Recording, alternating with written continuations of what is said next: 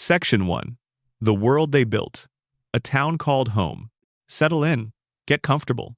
Maybe you have got a blanket pulled around you, or maybe you are stretched out somewhere dark with just a quiet voice to keep you company. Either way, you are here. And tonight we are going back to a small fictional town sitting on the coast of Rhode Island, a place where absolutely nothing makes logical sense, where the same family has been stumbling through disasters for over 25 years and somehow always ends up right back where they started, and where a handful of characters became, over the course of many seasons and many late nights of television, as familiar as anyone you have ever actually known. The town doesn't have a name that matters much in how the show tells its stories. What matters is the texture of it, a neighborhood of modest houses with small lawns, a bar called the Drunken Clam on the corner where four men gather regularly to drink beer, tell stories, and make decisions that are almost always going to end badly for at least one of them. A high school where the social hierarchies are cruel and fixed, a water tower, a church that gets mentioned more than it gets visited, streets wide enough for the particular chaos of a Griffin family adventure to unfold at full speed. And in the center of all of this, on a street called Spooner Street, a yellow house with a green door and a lawn that has seen better days, and an interior that has been destroyed and rebuilt so many times that it exists in a state of permanent provisional normalcy, always one disaster away from being unrecognizable, always somehow the same house when the dust settles. The Griffin family lives there, and they are the reason we are here tonight. Let's start with Peter because everything in this show starts with Peter. Peter Griffin is in his late 30s in the show's timeline. Though the show's timeline is not the kind of thing you want to examine too carefully because it does not survive examination. He is a large man, round in the face, round in the body, wearing glasses that seem slightly too small for his face in a way that has become so characteristic of his design that it would feel wrong if they fit properly.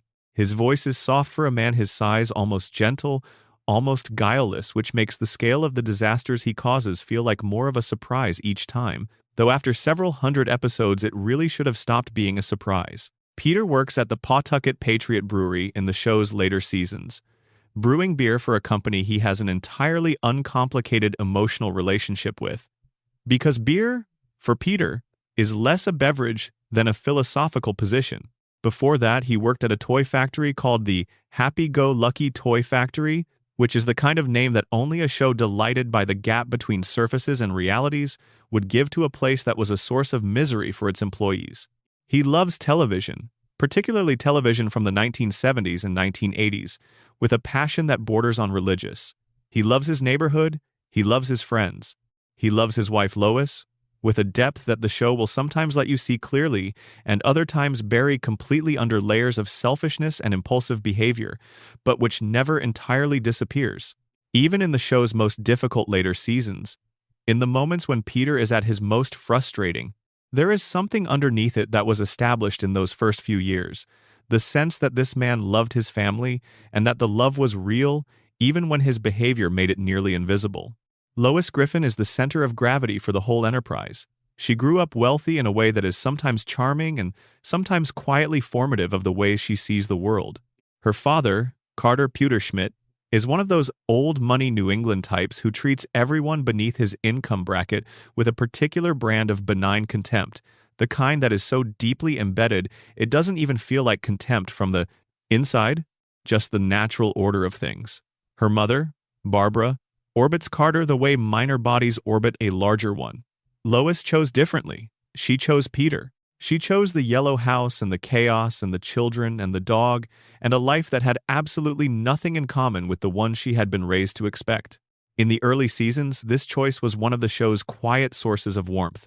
You could see it in the way Lois handled Peter with patience that never quite felt martyred, with a sense of humor about her own life, with genuine affection for the man behind all the disasters. She played the piano. She had tastes and preferences and opinions that were her own. She had a romantic history before Peter that the show occasionally referenced, including a relationship with a rock musician named Gene Simmons, and a period in college that she was not entirely forthcoming about. She was fully formed in those first seasons, in the way good supporting characters are fully formed, enough texture to feel real, enough specificity to feel particular rather than generic. The children occupied different registers entirely. Meg is the oldest, a teenager at James Woods Regional High School when the show began. A girl who wanted fairly straightforward things, friends, recognition, her father's love, some feeling that she belonged and found that the world she lived in was committed, for reasons she couldn't fully understand, to denying her all of those things. Her design is deliberately unremarkable, which is itself part of the joke.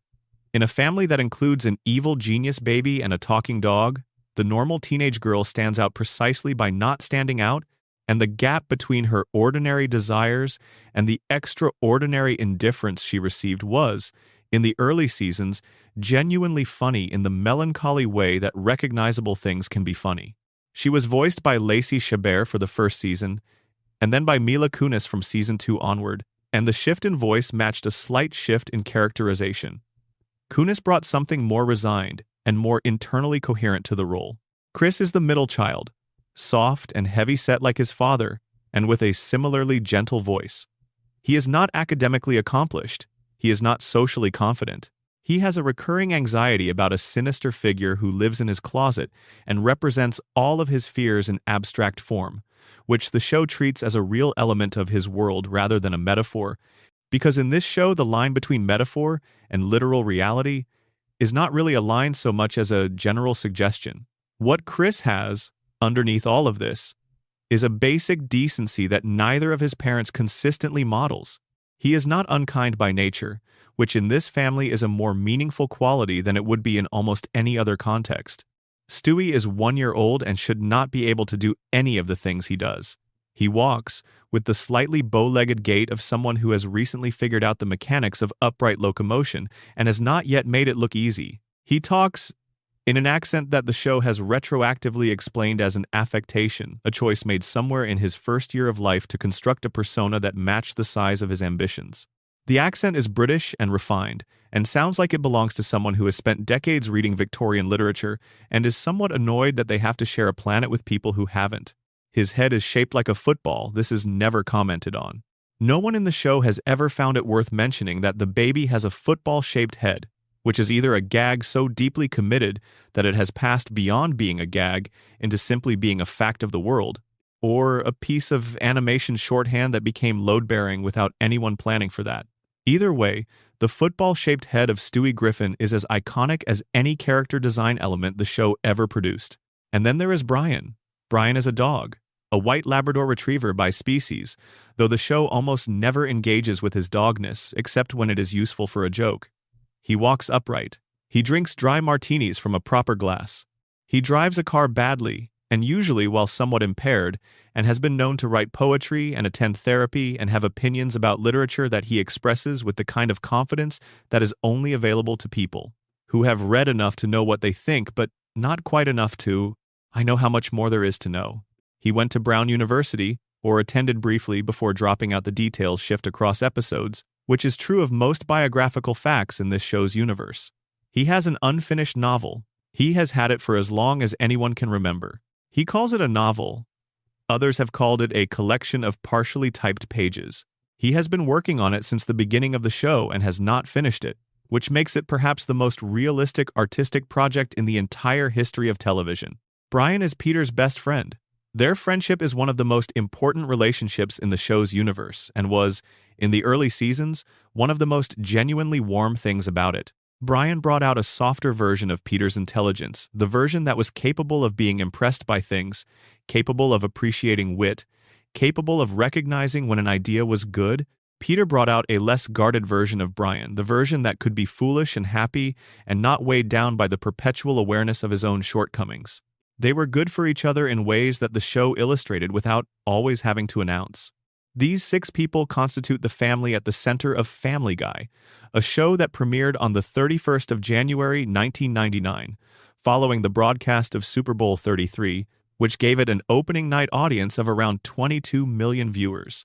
The show was created by Seth MacFarlane, who was at the time a young animator with a background at the Rhode Island School of Design, and a resume that included work on Johnny Bravo, Cow and Chicken, and Dexter's Laboratory at the Hanna-Barbera studio. Before Family Guy existed as a show, MacFarlane had made 2 short animated films called The Life of Larry and Larry and Steve, which featured a man and his dog who would eventually, with considerable transformation, become Peter and Brian Griffin. He pitched a 15-minute pilot to Fox in 1998. Fox bought it. The show went to series. What followed across more than 25 years and more than 23 seasons is a body of work that is genuinely difficult to characterize as a whole. It contains some of the best episodes of any animated comedy ever produced. It contains some of the worst. It changed television in ways that are still visible in the DNA of every animated adult comedy that came after it. And it produced storylines that are worth hearing again, slowly, in the dark, with nothing else pulling at your attention. We are here for the best of it. We are here for the stories that made this show what it is, the ones that committed fully to their premises, the ones that trusted the characters to carry something real, the ones that went somewhere genuinely strange and found something genuine when they got there. So let your breathing slow. There is a yellow house on a fictional street, and the lights are on inside, and there are stories happening within it that are worth the time. Before we go any further, drop a comment below and tell me where you are watching from and what time it is there. I love knowing where these videos end up. And if you haven't subscribed yet, it costs nothing and means you will never miss a new one. Section 2. The Golden Age, the first 3 seasons and what they got right. The first 3 seasons of Family Guy feel different from everything that came after them, and saying that is not nostalgia or selective memory, it is something you can observe when you go back and watch them. The animation has a different quality, slightly rougher in places, slightly more expressive, with the kind of looseness that comes from a production that has not yet locked down all of its visual habits. The comedy has a different rhythm, shorter cutaways, more integrated jokes, a pace that trusts the main story to carry weight. The Family has a different temperature, warmer, more willing to end an episode with something that feels like resolution rather than simply the cessation of chaos. These 3 seasons were built by a team that was genuinely excited about what they were making, and you can feel that excitement in the texture of the episodes. Nothing feels like it was produced by obligation. Everything feels like someone in the room cared about whether it was good. Let's start where the show started. The pilot, Death Has a Shadow, which aired on the 31st of January 1999. Peter got fired from his job at the Happy-Go-Lucky toy factory for arriving intoxicated. To cover the loss of income, he applied for and received welfare benefits, but the amount being sent was far more than it should have been a government accounting error that Peter, rather than reporting, decided to keep. He distributed the money around town. The episode handled the ethical implications of this with a lightness that was characteristic of the early show. The situation was real enough to generate stakes, light enough that the stakes never became oppressive, and resolved with the kind of ending that acknowledged consequences without making the consequences the point. What the pilot established was the template. Peter would do something that was wrong in a specific way, not malicious, not deliberately cruel, but thoughtless and self-serving in the way of someone who is not mean, but is also not particularly careful about the effects of his choices on others. The family would deal with the fallout. There would be a resolution. Underneath the comedy, a relationship was operating between Peter and Lois, between the family and the neighborhood that felt like it was worth caring about. Da Boom is the episode that announced the show's ambitions most clearly in its first 2 seasons. Airing on the 26th of December 1999, it opened with a televangelist convincing Peter that the Y2K bug, the end-of-millennium computer concern that had genuinely alarmed a large portion of the global population in the months before January 1st. 2000 would cause nuclear apocalypse. Peter prepared the family's basement as a survival shelter, with the chaotic thoroughness of someone who did not have a clear mental model of what survivalism required, but was absolutely certain that the attempt mattered. At midnight, the world ended. The Y2K apocalypse that almost no one had actually believed in turned out, in this show's universe, to be real. The Griffins emerged from their basement into a devastated landscape ruins and silence, and the particular atmosphere of a world that had been operating at high volume for a long time and had suddenly stopped. What followed was remarkable for a 1,999 animated sitcom. The family traveled across the wasteland in search of food. They moved through landscapes that were both funny and genuinely desolate, the post-apocalyptic America of their immediate surroundings, rendered with enough detail to feel like a real place rather than a backdrop for jokes. Peter fixated on the Pawtucket Twinkie factory in Natick, Massachusetts, based on his certainty that Twinkies never expired. This may be one of the more historically accurate pieces of knowledge Peter Griffin has ever applied to a survival situation. They reached the factory. They settled around it. Other survivors arrived and a small community formed. And then Peter, who had been operating as a natural leader in the vacuum left by the collapse of civilization's normal authorities, was declared mayor. And then, with the particular inevitability of a man who has Peter Griffin's specific combination of confidence and poor judgment, he became a tyrant.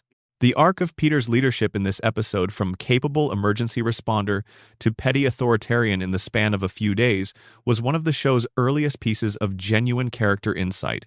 It was not mean, it was not cynical, it was just accurate to a particular human pattern, the way certain personalities expand to fill available power, regardless of whether they have any business doing so.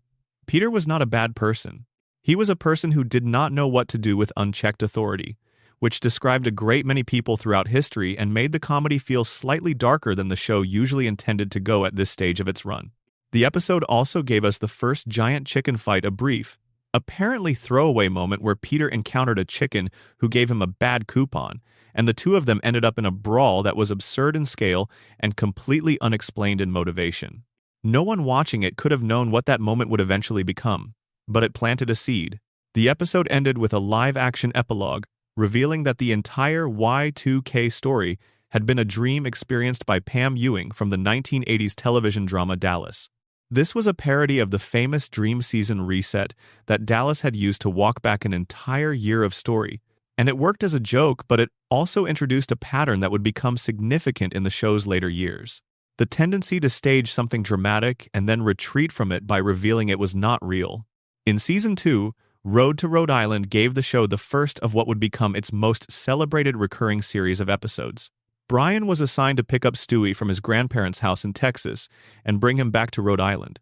They missed their flight. What should have been a simple errand became a cross-country journey with musical numbers and absurdist complications, all of which were genuinely funny, and at the center of which was a piece of character revelation that gave the early show some of its most lasting emotional weight. Brian's mother. The search for her origins. The farm where he had been born. The discovery, when they arrived, of what had happened to her. She had died, and her remains had been preserved as a display on the property where she had lived. The moment where Brian sat with this knowledge in the middle of an otherwise comedic road trip episode, surrounded by the sounds of a cross-country journey full of jokes, was the show demonstrating something about what it could do when it remembered that these were characters with actual inner lives. He sat quietly for a moment. The comedy didn't stop, but it moved aside to give the feeling some room. And then Brian and Stewie ended the episode riding a freight train across the country, with Brian in quiet thought and Stewie looking at the passing landscape, singing a song about finding reasons to keep moving forward. It was a beautiful minute of television, and it was early evidence that when the show trusted its characters with real feeling, the characters could hold it. Season 2's Death is a Bitch introduced the character of Death, voiced in this first appearance by the late Norm Macdonald, whose utterly deadpan delivery made the character feel simultaneously lazy and terrifying in the best possible way. Peter accidentally declared himself dead on a health insurance form to avoid paying a medical bill, which caused Death to actually arrive at the house to collect him. Death sprained his ankle chasing Peter, which meant Peter had to take over his duties collecting the souls of people who were scheduled to die that day. The comedy came from Peter's catastrophically poor judgment about which souls needed collecting. He missed some. He collected others who weren't on the list. He showed up at the wrong places and took people who had not expected to be taken. Macdonald's Death, lazy, sardonic, not particularly invested in the metaphysics of his own role, mostly wanting to sit down and watch television, was a perfect complement to Peter's earnest incompetence. Season 2's A Very Special Family Guy Freakin' Christmas gave the show its first holiday episode and one of its most unhinged premises. Lois trying to hold together a Griffin family Christmas against the sustained assault of a family that was constitutionally incapable of following through on the basic requirements of the holiday. Peter gave the family's presents to charity by accident. The replacement presents arrived damaged. The Christmas tree caught fire. The events of the episode compounded on each other with the momentum of a series of small disasters that feed into each other until a tipping point is reached. That tipping point was Lois. In the town square, surrounded by Christmas decorations and community goodwill and a burning tree, Lois reached the end of a patience that had been stretched across the entirety of the episode. She addressed the assembled townspeople with a calm that was the outermost shell of something much less calm. It was one of the first clear demonstrations that Lois Griffin had a hard limit, and that what lived beyond it was interesting in ways the show would continue to explore across all the seasons that followed. Brian Wallows and Peter's Swallows from Season 3 showed what the show was capable of when it committed fully to a character-driven story outside the main family. Brian, arrested for driving under the influence, was assigned by the court to care for Pearl Burton, an elderly woman who was described as extremely difficult. This was an understatement. Pearl was bitter and dismissive and had not left her apartment in years, surrounding herself with the debris of a life that had ended in some important way decades before the episode began. She was rude to Brian from the first moment, in the practiced, thorough way of someone who had decided that protecting herself from connection was the only sensible remaining strategy. Brian stayed. He came back every day. He pushed against her defenses without quite getting through them at first, and then he began to understand why the defenses existed. Pearl Burton had been a singer, a genuinely gifted one. Her career had been interrupted by a loss, a personal tragedy that had taken from her the person she had made the music for, and she had stopped.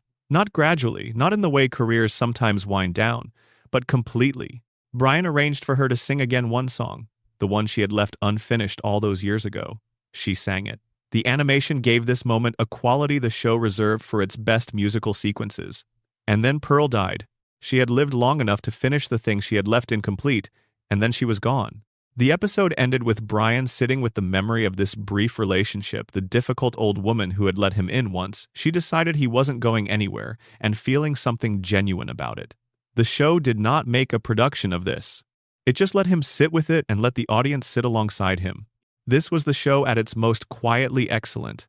A supporting character given a full story, a relationship built and concluded within a single episode, an emotional landing arrived at without manipulation or excessive sentiment. It was proof, in Season 3, that the show was capable of things that went beyond what its reputation suggested. Mission Impossible gave Stewie a competitor, the embryo that would become his brother Bertram. Lois became pregnant, and Stewie, the reigning evil genius of the household, found himself facing a potential rival for attention, resources, and possibly world domination potential. The episode sent Stewie inside Lois's body in a miniaturized vehicle to confront and, if necessary, neutralize the embryo before it could develop further. What he found was unexpected: an opponent who was already thinking, already aware, already operating at a level that Stewie recognized as comparable to his own. The dialogue between them two potential evil geniuses negotiating their relationship before one of them was technically born was some of the most genuinely witty writing the early seasons produced. Bertram was smart enough to be genuinely interesting. Stewie was disturbed to discover this and fascinated by it simultaneously. The episode ended with Stewie backing down, which was not his usual mode, and the ambiguity about whether this was sentiment or strategy was more interesting than either clean answer would have been. Bertram would become a recurring antagonist in later seasons, and the dynamic between them would remain one of the show's better uses of its villain pairing potential. Across these 3 seasons, the show built something genuinely worth having: a comedic universe with consistent internal rules, characters who felt real enough to generate genuine stakes, and a tone that was sharp without being cold. The jokes were often dark. This was never a gentle show, but they were made with the understanding that darkness works better when it has warmth to push against, the way shadows require light to exist. Section 3. The Resurrection. Seasons 4 and 5. The story of Family Guy's cancellation and revival is one of the more unusual things that has happened in the history of American television, and it is worth understanding before we get to the storylines themselves, because the circumstances of the revival shaped everything about what the show became. The show was canceled by Fox at the end of its 3rd season in 2002.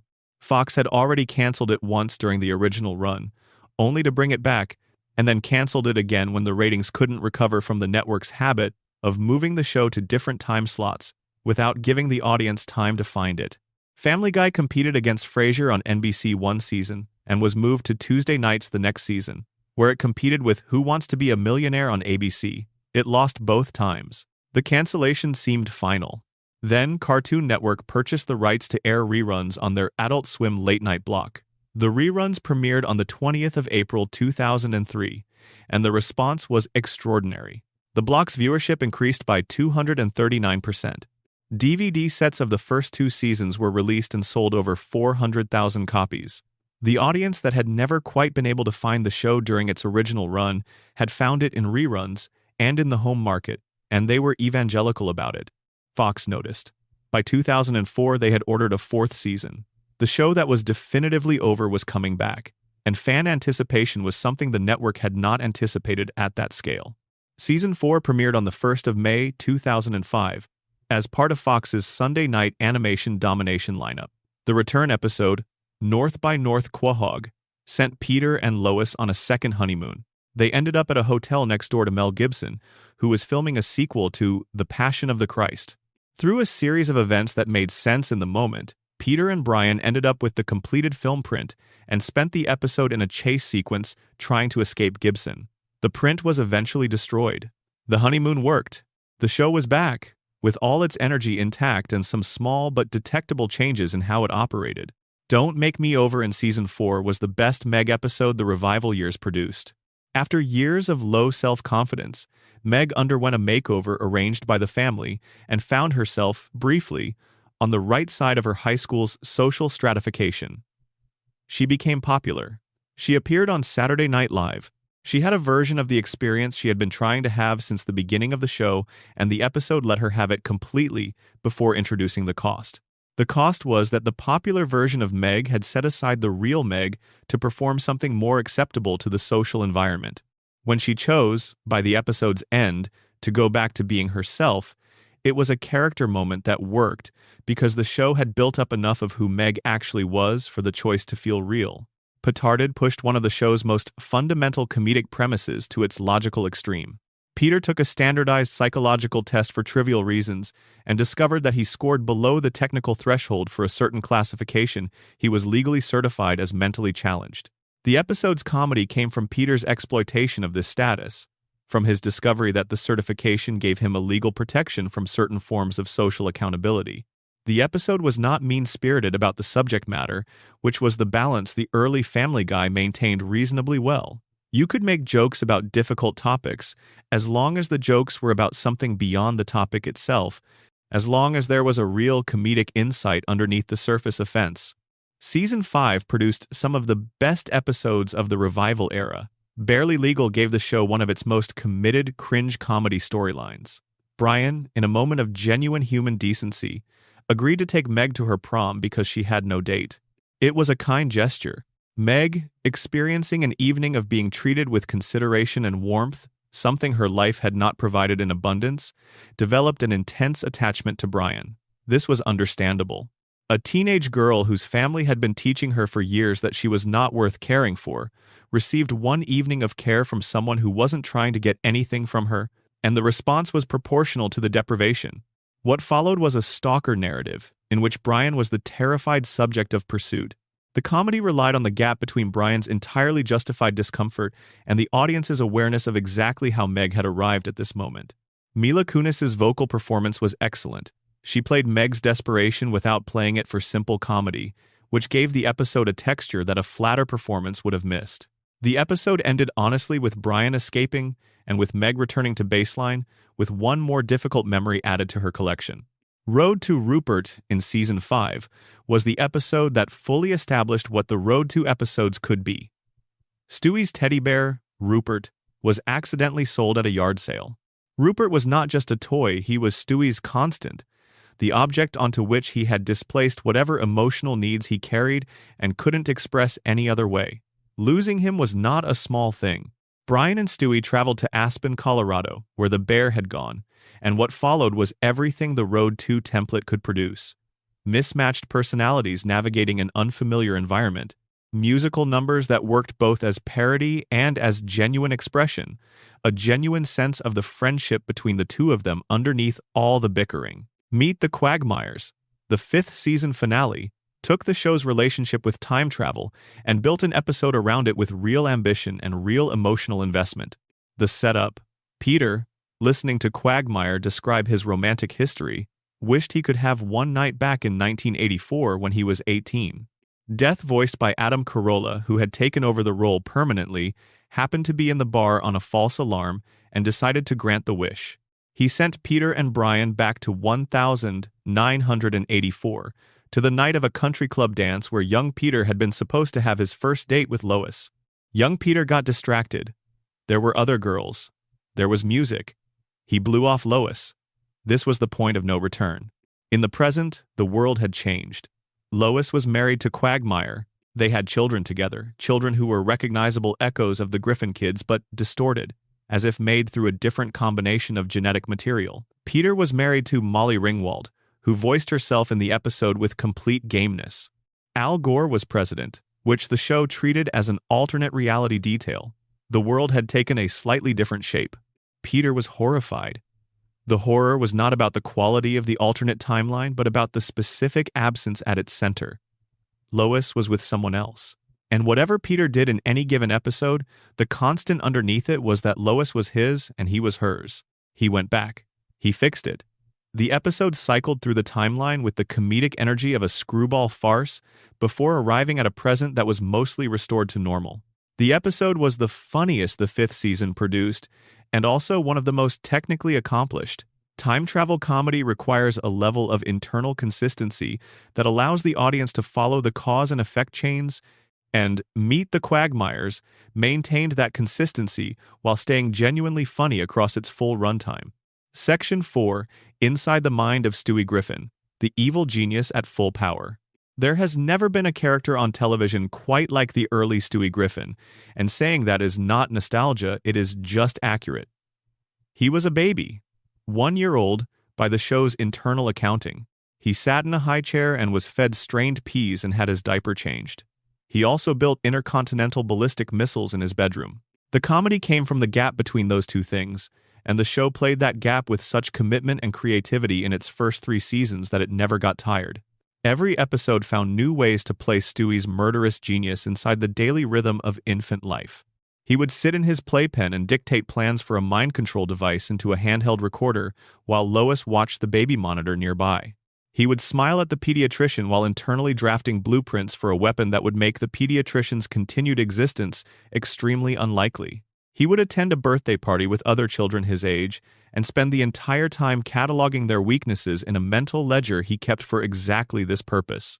His relationship with Lois was the engine of most of his early storylines. The obsession with killing her was never played for the kind of shock value you might expect. It was played as a running argument, almost a dialogue, between the version of the world Stewie wanted to exist and the version that persisted in being the world where Lois was still alive and still calling him Pumpkin.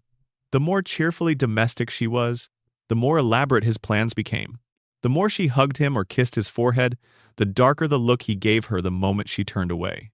In the Season 1 episode Chitty Chitty Death Bang, Stewie became convinced that a man working at the birthday party venue was a representative from the organization that had sent him to Earth, an organization that was coming to collect him now that he had outlived his usefulness. It was never explained what the organization was. It was never explained why Stewie believed he had been sent to Earth by an organization. The episode didn't need to explain it. The suggestion that Stewie's sense of himself as a being with cosmic significance, as something that existed prior to and beyond his birth into the Griffin family, was part of his character's texture. He wasn't just an evil baby. He was a being who believed the evil was purposeful, cosmically ordained, the expression of a will that had been working long before Lois ever gave birth to him. The early seasons were catalogs of failed attempts against Lois and against the world that kept declining to submit to Stewie's authority. Every episode had at least one moment, sometimes a major plot, sometimes a brief aside, sometimes just a line of dialogue, where Stewie made a fresh attempt on his mother's life or advanced some element of his world domination plans. The attempts failed. They always failed. But the failure was never the point. The failure was just the punctuation. The point was the attempt, the planning, the absolute seriousness with which Stewie approached objectives that the world was committed to treating as invisible or adorable. Season 2's wasted talent gave Stewie a secondary role, but included a scene where he demonstrated the functionality of a new device by testing it on the family cat.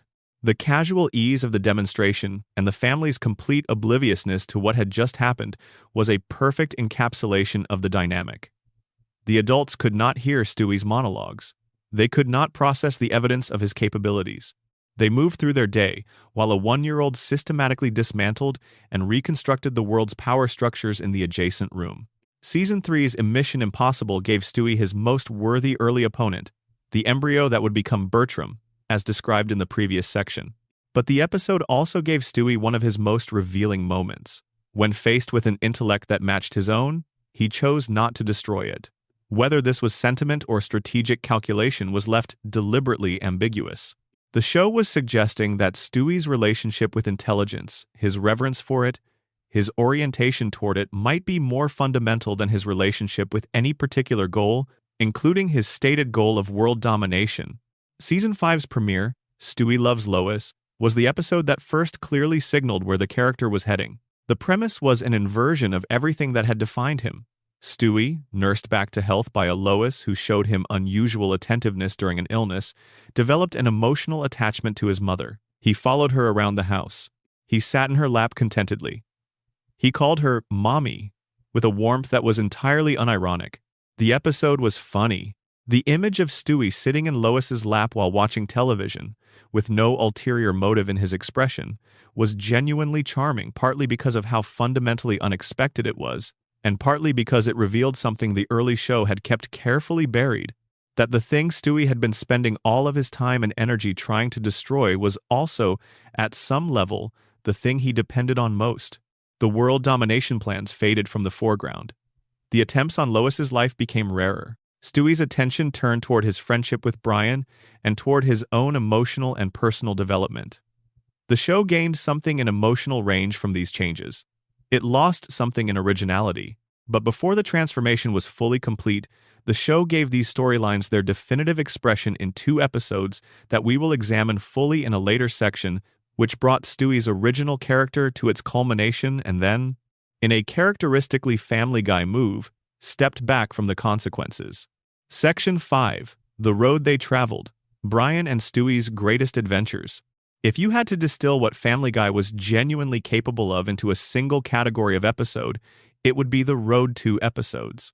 These were the moments when the show set aside everything that made it difficult, the cutaway dependency, the escalating cruelty, the inconsistency, and committed fully to the friendship between a talking dog and an evil genius infant. The results, at their best, were some of the finest episodes of any animated comedy produced in this period. The Road to episodes drew their inspiration from a series of 7 films made between 1940 and 1962, all of them featuring Bing Crosby and Bob Hope as a comic duo navigating exotic locations, performing musical numbers, and maintaining a friendship that was genuinely warm underneath the competitive surface. Road to Singapore, Road to Morocco, Road to Utopia, the films were popular and influential, and McFarlane and the show's writers found in their template exactly the right structure for what the Brian and Stewie relationship could support. Brian and Stewie were already an unusual pairing. In a household full of relationships, they were the one relationship that operated on a different frequency. The Peter-Lois dynamic was marriage, deep, complicated, sustained by decades of investment. The parent-child relationships were obligation modified by love. The friendships at the Drunken Clam were peer bonding. But Brian and Stewie were something harder to categorize an adult and a child who had found each other across the peculiar accident of Brian's presence in the Griffin household, and who had discovered that they could talk to each other in a way that neither of them could quite manage with anyone else. Brian understood Stewie when no one else did. This was literally true. Most of the adults in the show heard Stewie as babble, and also figuratively true. Brian saw what Stewie was, accepted what Stewie was, and engaged with it directly rather than with the performance of innocence that Stewie maintained for everyone else. Stewie, in turn, found in Brian the only adult figure in his life who treated him as a peer rather than as an infant to be managed. The Road to episodes put this relationship in extreme situations and discovered what it was made of. Road to Rhode Island, the first of them, aired the 30th of May 2000. Brian was assigned to pick up Stewie from his grandparents' house in Texas and bring him back to Rhode Island. They missed their flight. What should have been simple became a cross-country adventure, and embedded in the comedy was the emotional beat we discussed in the Golden Age section, Brian finding his mother's preserved remains at the farm where he was born. The scene where he sat with this knowledge in the middle of a comedic episode, Surrounded by jokes was the show's first clear demonstration that the Road to format could carry genuine emotional weight without the comedy being undermined by it. The musical number that closed the episode was the signature element that would define every Road to that followed. Two characters, a traveling situation, a song that was simultaneously a parody of movie musical conventions and a genuine expression of whatever the episode had been building toward emotionally. Road to Rhode Island ended with Brian and Stewie on a freight train, singing about finding reasons to keep going even when the things you were looking for weren't what you expected to find. It was beautiful and slightly melancholy and completely in character for both of them. Road to Europe in Season 3, the second installment, airing the 7th of February 2002, took the template to its most geographically ambitious expression. Stewie, in the grip of an intense attachment to a British children's television program called Jolly Farm Review, decided to go to the United Kingdom to find the farm. Brian ended up on the plane with him, technically against his will, and they were delivered to Saudi Arabia when the plane was diverted. What followed was a journey across the entirety of Europe, through Amsterdam and Rome, and eventually to the BBC studio in London. The episode's emotional core was Stewie's relationship with the ideal he had been pursuing. When they reached the studio and Stewie discovered that Mother Maggie was an actress, that the animals were props, that the Jolly Farm was a set, the show allowed that to hurt him. It was a childhood lesson delivered with the gentleness of a show that still remembered, in those years, how to be gentle. Road to Rupert in Season 5 introduced what became the Road to episode's most consistent supporting element, the musical number that did genuine work. Not parody, not simply comedy, but a song that expressed something real about the characters or the situation they were in. The number in Road to Rupert had Brian and Stewie performing a duet about their life together that was as heartfelt a thing as the show had produced, and it landed because the relationship underneath it was real. Road to Germany in Season 7 was the darkest of the Road to episodes.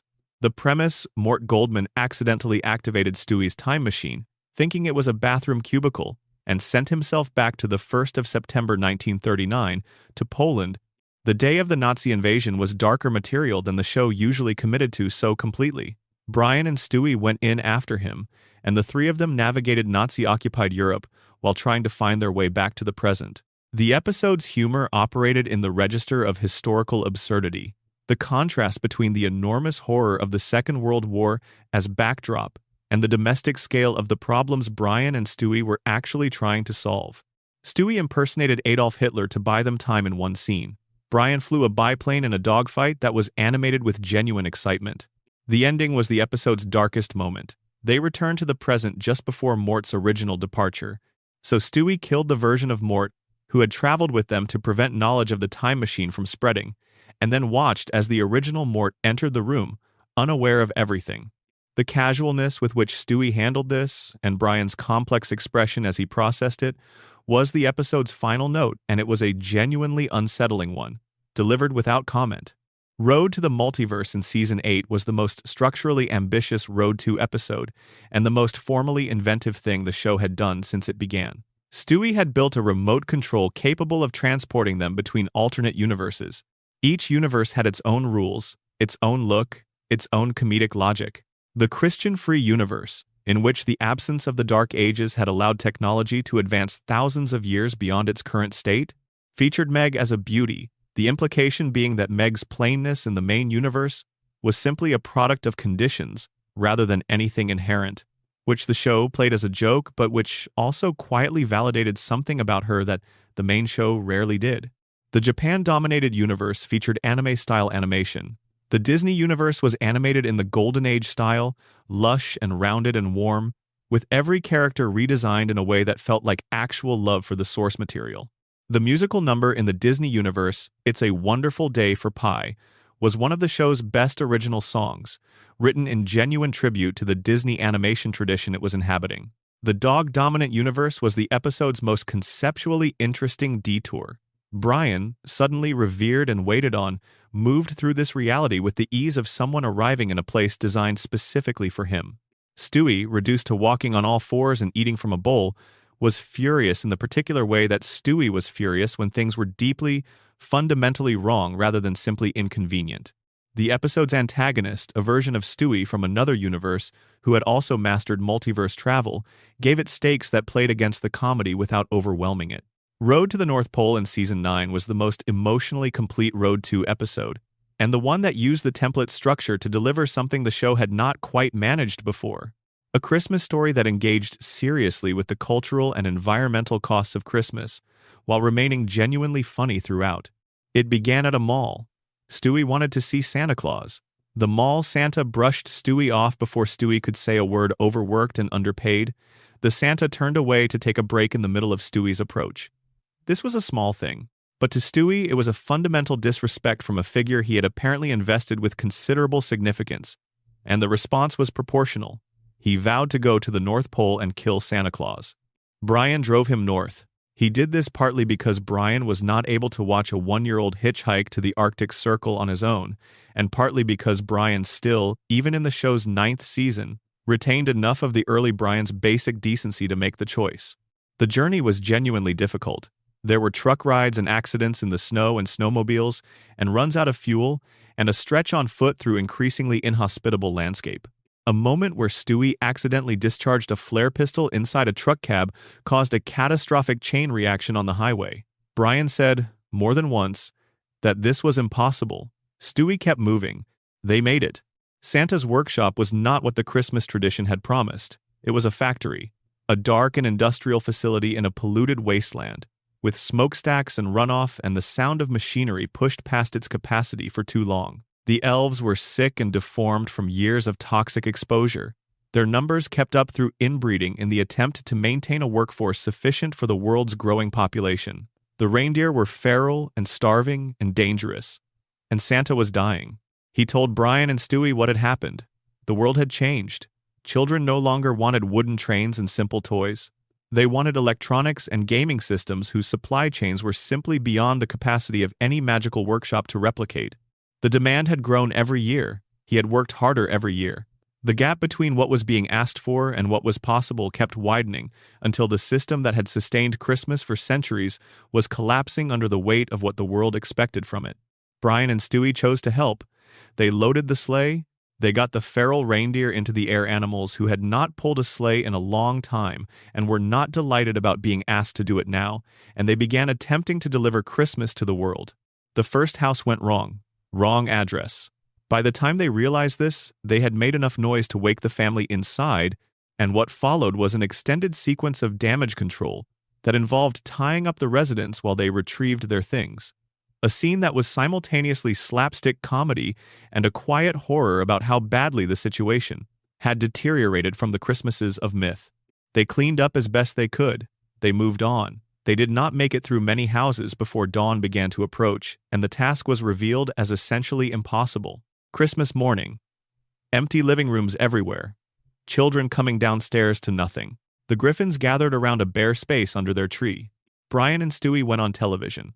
Brian appeared with Santa, who had agreed to be wheeled out in front of cameras despite being barely alive, and he spoke directly to the world. He explained what was happening. He asked everyone to choose one present next Christmas. Just one. To give the system a chance to recover. The world agreed. 1 year passed in a brief montage, and the workshop was restored warm and colorful and full of healthy elves and joyful reindeer, and a Santa who had weight in his face again, and something that looked like hope. The episode was narrated in live-action bookend segments by Ron McFarlane, Seth's father, which gave it a quality of being passed down rather than simply broadcast a story within a story, framed by a real person's real voice.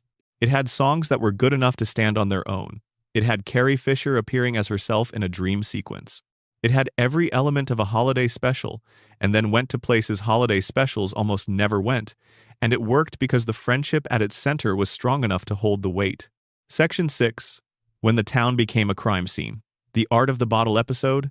Family Guy produced a number of episodes that operated according to completely different storytelling rules from its usual mode episodes that committed to a genre premise or a formal experiment so completely that they became effectively a different kind of television while still being unmistakably themselves. And then there were Fewer is the most successful of these. The episode aired the 26th of September 2010 as the 1-hour season premiere of Season 9. It was written by Cherry Sheva Pravat Dumrong, one of the show's most consistently excellent writers, and directed by Dominic Pulsino. It was the first Family Guy episode to air in high definition. It was, by a significant margin, the most sustained piece of genre storytelling the show had attempted. The premise: every resident of the town received a mysterious dinner invitation from James Woods. This was unusual because James Woods, as depicted in the show across his many appearances, was not known for his hospitality. He was known for being Peter's nemesis, an ongoing comedic rivalry that had produced several notable episodes, and for an intensity of personality that made him simultaneously compelling and alarming to everyone who encountered him. An invitation to his mansion, arriving without explanation, was the kind of thing reasonable people would decline. They arrived at the mansion: the Griffins, Joe and Bonnie Swanson, Quagmire, Mort Goldman, Mayor Adam West in his particular mode of aristocratic vacancy, Diane Simmons, the news anchor, and various other members of the show's supporting cast. The mansion was large and gothic and remote, the road to it made impassable by the weather that closed in during the evening. And by the time Woods made his announcement, he had recently converted to Christianity, and he wanted to apologize to everyone in the room for the harm he had caused them over the years. The setup was complete. Then a guest died. Then another. The episode had made a commitment. Unlike many Family Guy storylines that began with dark premises and retreated from their implications, this one maintained its commitment to the murder mystery genre with genuine discipline. People died and stayed dead. Suspects were established and developed with enough specificity that the mystery had real investigative content. The remaining guests argued, formed alliances, turned on each other with the particular desperation of people who were genuinely frightened. The comedy was still there, this was still Family Guy, and the show's characters brought their usual rhythms to the investigation, but it operated differently. The jokes came from character rather than from cutaways. The humor was embedded in the story rather than interrupting it. The episode demonstrated, across its hour, that the show could be genuinely funny without relying on the structural crutch it had been leaning on for years. The killer was Diane Simmons, the Channel 5 news anchor. The revelation was handled with real craft. The motive: she was being replaced by a younger woman at the news station and was not willing to be erased. The method: deliberate and planned rather than impulsive. The psychology: a woman who had built a career and found that the career was not willing to sustain her as long as she had sustained it. Diane was not a monster. She was someone who had decided that being erased was not acceptable and had responded in the most extreme way available to her.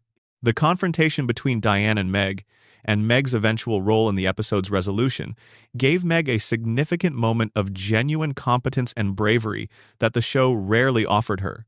In the middle of a storyline built around adult characters, Meg handled herself with the kind of quiet effectiveness that made you want the show to use her this way more often. The deaths were real. Two named characters who had been part of the show's supporting cast for years were permanently removed. The world of the show was changed, in a small way, and that permanence felt like an achievement, a demonstration that the show was capable of consequences when it chose to be. The PTV episode from Season 4 was political satire rather than genre drama, but shared with the murder mystery episode a quality of genuine commitment to its own premise. Peter, furious at being censored by the FCC, started his own television channel. The channel became popular. The FCC came after it. And then, in an escalation that the episode committed to fully, the FCC began censoring reality itself, placing bleeps over real conversations, blurring real people in public spaces. The apparatus of broadcast content regulation applied to the physical world with the same bureaucratic thoroughness it had been applied to television. The episode culminated with a Supreme Court ruling overturning the censorship, presented as an unambiguous victory. Seth MacFarlane has spoken about how angry the production staff were about the real-world FCC regulations that inspired the episode, and that anger gave the satire genuine energy rather than the performed edge of comedy that doesn't really care about its subject. Blue Harvest, the Season 6 premiere that aired the 23rd of September 2007, was a project of a completely different nature. A full-length parody of Star Wars, Episode 4, A New Hope, made with the cooperation of Lucasfilm and with the genuine enthusiasm of a production team that had grown up loving the source material. Lucasfilm gave the show permission on one condition: that the characters look exactly as they do in the original film. The episode ran an hour, followed the plot of A New Hope faithfully while inserting Family Guy-specific jokes at every available point, and the jokes came from genuine knowledge of the source material rather than contempt for it. The framing device had the Griffins watching golf when the power went out, and Peter offering to tell the story of Star Wars to pass the time. Peter as Han Solo, Lois as Princess Leia, Chris as Luke Skywalker, Brian as Chewbacca, and Stewie as Darth Vader in a miniaturized version of the black armor, with his voice and bearing perfectly suited for the character's mixture of authority and menace. The episode ended with the power returning to the Griffin house, everyone stepping back into their normal lives, and Chris mentioning that Robot Chicken had already done a Star Wars parody. Peter dismissed this entirely. The competitive swipe at another show was the kind of self-aware humor the show did well when it wasn't overdoing it, and here it landed cleanly. Blue Harvest was followed by Something, Something, Something, Dark Side for The Empire Strikes Back, and It's a Trap for Return of the Jedi, completing the Laugh It Up, Fuzzball trilogy. The ambition behind all three was genuine, and the first installment in particular was one of the show's landmark achievements. Section 7. The night the show finally did it. Stewie kills Lois and Lois kills Stewie. There is a tension at the heart of long-running serialized storytelling that every show of this kind eventually has to deal with. The tension is between the desire to create genuine stakes and the structural requirement to maintain a status quo. Characters can change only so much before the show is no longer recognizable as itself. Storylines can escalate only so far before they require consequences that the show cannot afford to commit to. The audience's investment in the characters depends on those characters remaining the characters they have come to know, which means that, paradoxically, the characters cannot be allowed to fully bear the weight of the most dramatic things that happen to them. Family Guy was deeply aware of this tension, and in the 6th season two-parter Stewie Kills Lois and Lois Kills Stewie, which aired November 4th and 11th, 2007, it decided to stage a full engagement with it. The setup arrived through a normal sequence of family events. Brian gave Lois cruise tickets for her birthday not because Brian was particularly generous, but because he had found them and thought she deserved something nice. Lois received them with the particular expression she reserved for gifts that were actually for her rather than for whoever was giving them, and she invited Peter on the cruise. Stewie was not invited. The fact of not being invited struck Stewie with the force of a genuine grievance. The cruise was happening because of Brian's gift, and Brian was Stewie's friend, and Stewie was being left behind while the adults took a vacation. This was wrong in a specific way Stewie could not let stand. Brian, in response to what he correctly identified as Stewie building up to another elaborate scheme, said something honest. He told Stewie that Stewie had been threatening to kill Lois for his entire life and had never done it. Every plan had come to nothing. Every weapon had never been fired in the intended direction. Stewie was, for all his genius and preparation, all talk. Brian said this not cruelly but directly, and what he did not anticipate was that Stewie would hear it as a challenge rather than a dismissal. Stewie built a speedboat from components he already had. He tracked the cruise ship's position through satellite. He got to the ship. He found Lois on the deck in the dark while Peter was below decks being embarrassing in the way that Peter was always embarrassing in formal social contexts. He confronted her. The scene was lit for drama rather than comedy. Lois looked at the small figure in front of her with an expression that moved from confusion to recognition to something much worse. Stewie pulled out the machine gun. There was a brief pause in which the show held its commitment. Then he fired. The animation was more graphic than the show's usual standard. The bullets hit, Lois fell. Her body entered the dark water and was gone. The episode held at the surface of the ocean for a moment. Then it moved forward. 6 days later. The family in grief. Joe Swanson conducting a search that was yielding nothing. Peter coming apart in the living room of the Yellow House, not performing grief, not playing it for comedy, but simply devastated by the absence of the person around whom his entire life had been organized. The show had given us enough of Peter and Lois across 6 seasons for this moment to land the way it was meant to. Stewie moved through these days with the controlled composure of someone who had achieved something enormous and was determined not to let his satisfaction show. He was careful. He was measured. He showed just enough sadness to be convincing. He gave one small, private smile when no one was looking. Peter was charged with Lois's murder.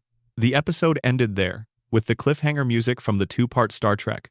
The Next Generation episode, The Best of Both Worlds, a piece of music that McFarlane and writer David Goodman had specifically been waiting until the show reached 100 episodes to use, holding it in reserve for exactly this kind of moment, playing over the final shot of Peter in handcuffs.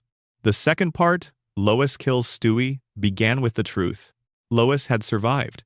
She had been pulled from the ocean by a merman, a detail the show delivered with casual confidence, and had spent weeks recovering and wandering the country in an amnesiac state before her memories returned. She was alive. She came home. She told everyone that Stewie had shot her. The response was what you would expect. Stewie was 1 year old. He had a football-shaped head and a yellow shirt and was currently sitting in a high chair. The idea that this infant had tracked his mother to a cruise ship and shot her was, to every adult in the room, simply not credible. Stewie recognized that his window was closing. Lois was alive. She knew what he had done, and the adults around her were one piece of evidence away from taking her seriously. He made a decision. Rather than wait for the situation to develop unfavorably, he would accelerate. He would move directly to the next phase of the plan, the phase that had always been the actual goal. He went to Washington. The sequence that followed was something Family Guy had never quite attempted, a genuinely epic villain's success. Stewie moved through the halls of power with the ease of someone who had been planning this for his entire life and had found that the planning was sufficient. He got into the White House. He addressed Congress. He became, in the space of an extended second-act sequence, the dictator he had always told people he was going to be. There was a musical number in the Oval Office that cataloged the categories of people who would be eliminated under Stewie's administration with the cheerful, specific menace of a character who had never been joking about any of this. Patrick Stewart appeared as Avery Bullock from American Dad, suggesting that the world Stewie had taken over was continuous with the other McFarlane shows. The scale was operatic and the show was playing it completely straight. Lois came for him. She came because she was Lois, and Lois had a core of genuine toughness that emerged when the situation required it. She came because Peter came with her, as he always came when something mattered, even when he was more supportive presence than tactical asset. The fight between them was the best action sequence the show ever produced. Lois moved through the building with purpose, not recklessly, not dramatically, but with the specific purposefulness of someone who had a clear objective and was not going to be stopped before she reached it. The animation gave her a physicality that the show usually reserved for Peter's comedy violence, and seeing it applied to a genuine confrontation was striking. Stewie was killed. Peter fired the shot. The president was restored. The world returned to its expected order. And then the camera pulled back to Stewie's room, to the chair-shaped device he was sitting in, to Brian coming in with postcards from Peter and Lois on the cruise. It was a simulation. It had all been a simulation. Stewie had run the scenario through his computer to see how it would play out before committing to it. Things had not gone well for him. His plans for matricide and world domination would have to wait. Brian said it felt like a cheat. The show acknowledged this through Brian, which was its way of acknowledging that it had done something both bold and evasive. It had shown its audience the full weight of its most fundamental premise, and then, at the last moment, declined to carry the weight. The episode ended with a reference to The Sopranos finale, Stewie beginning a critical assessment of that show's infamous black screen ending, which was cut off by the episode doing the same thing. The self-referential gesture was characteristic of the show at its most self-aware. But for 2 episodes, while the simulation was running, Family Guy had been something remarkable. It had staged a genuine thriller with real stakes and real performances and real emotional consequences, and it had done it within the structure of an animated sitcom in a way that felt earned rather than arbitrary. Whatever reservations remain about the reset, what preceded it was some of the most ambitious storytelling the show ever committed to. Section 8. Meg Griffin. The character the show didn't know what to do with. Meg Griffin was always the most grounded character in the show. This is true in a simple sense. She wanted recognizable things. She felt familiar feelings, but also in a deeper sense. She was the character least protected by genre from the consequences of living in her particular family. Peter's absurdity was its own kind of armor. Brian's intelligence was a kind of armor. Stewie's evil genius was so far beyond the normal register of experience that the consequences of his choices existed on a different plane. But Meg was a teenage girl who wanted to be loved and accepted, and those wants had nowhere to hide when the show decided to use her as a target. The Meg of seasons 1 through 3 was a teenager in the specific way that teenagers are specific. She was unpopular at James Woods Regional High School. She had a small social circle. She wanted a boyfriend. She wanted her father's approval. She wanted the kind of friendship where someone chose to be with her rather than feeling obligated. These were not unusual desires. They were extremely usual desires, and the comedy of early Meg came from the gentle contrast between how ordinary she was and how extraordinary the family around her was. She was the normal register in a world that kept operating on a different frequency. The shift began after the revival. By season 4 and into season 5, the jokes about Meg had moved from being about her ordinariness to being about her appearance. Characters began openly commenting on her as ugly rather than just boring. The shift was significant because it changed the nature of the comedy from something Meg theoretically had agency over. She could become more interesting. She could develop to something she had no agency over at all. You cannot change your face by deciding to be more interesting. The joke stopped being about her choices and started being about her existence. By seasons 8 through 14, the treatment of Meg had become one of the defining features of the show. Peter, who in seasons 1 through 3 had been an inattentive but ultimately caring father, had become actively and specifically hostile toward his daughter. He insulted her appearance constantly. He physically mistreated her in ways the show played as comedy. He forgot she existed between storylines. There were episodes where a flashback revealed that he and Lois had attempted to abandon Meg at a fire station when she was an infant, a scene presented as a joke, with the audience expected to laugh at the idea of parents trying to dispose of their infant daughter. Mila Kunis, who had been voicing Meg since season 2, spoke in interviews about her experience of the character's treatment becoming something that reached beyond the show.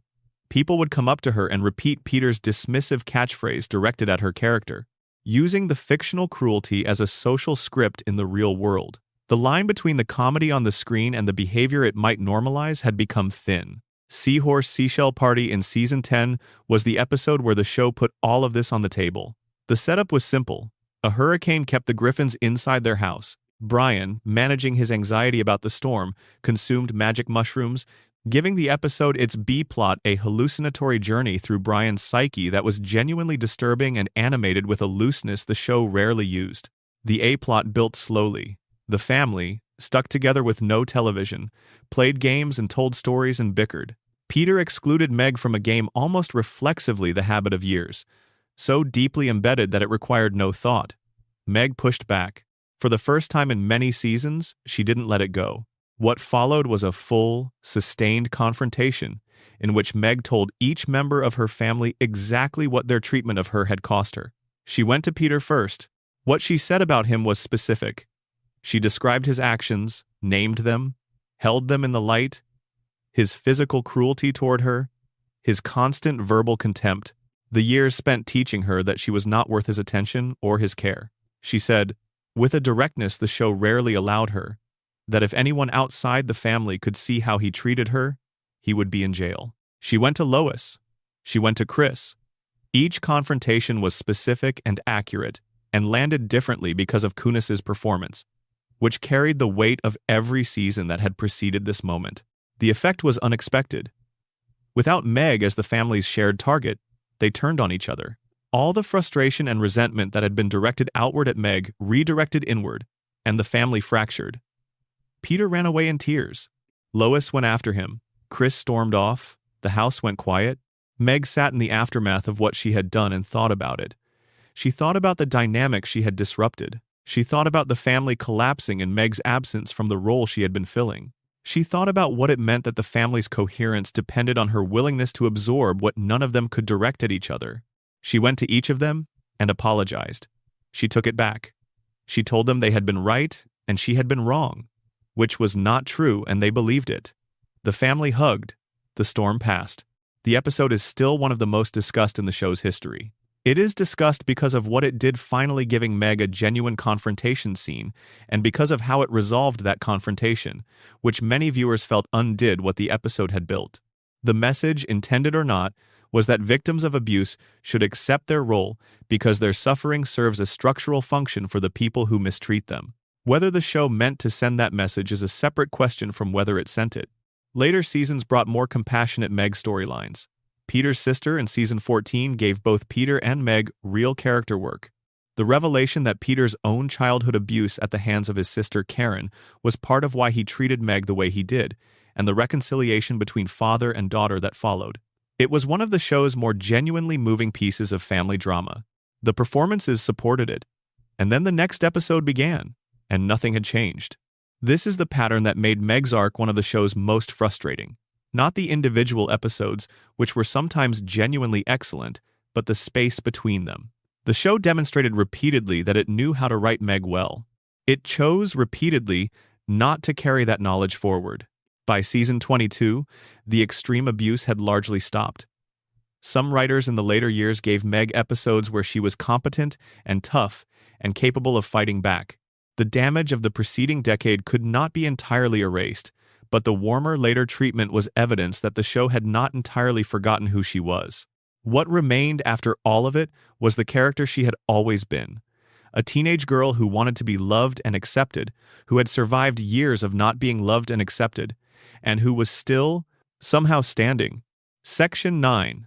The dog who became his own worst enemy. Brian Griffin's unraveling.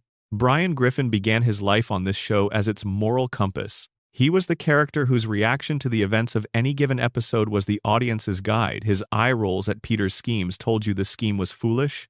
His quiet moments of genuine feeling told you the feeling was real. He was the smartest person in the house, and the show used his intelligence as a calibrating instrument for everything around him. By the later seasons, that intelligence had curdled into something that made him unpleasant to spend time with. The transformation was gradual and involved specific decisions about what to do with the character's flaws, and it is worth tracing because it is one of the show's clearest examples of how a character can be changed not through dramatic moments, but through the accumulated weight of small choices that all point in the same direction. The early Brian's flaws were the flaws of someone trying to be better than he was. He drank too much established early and treated as a character trait that was part of his personality without being its defining feature.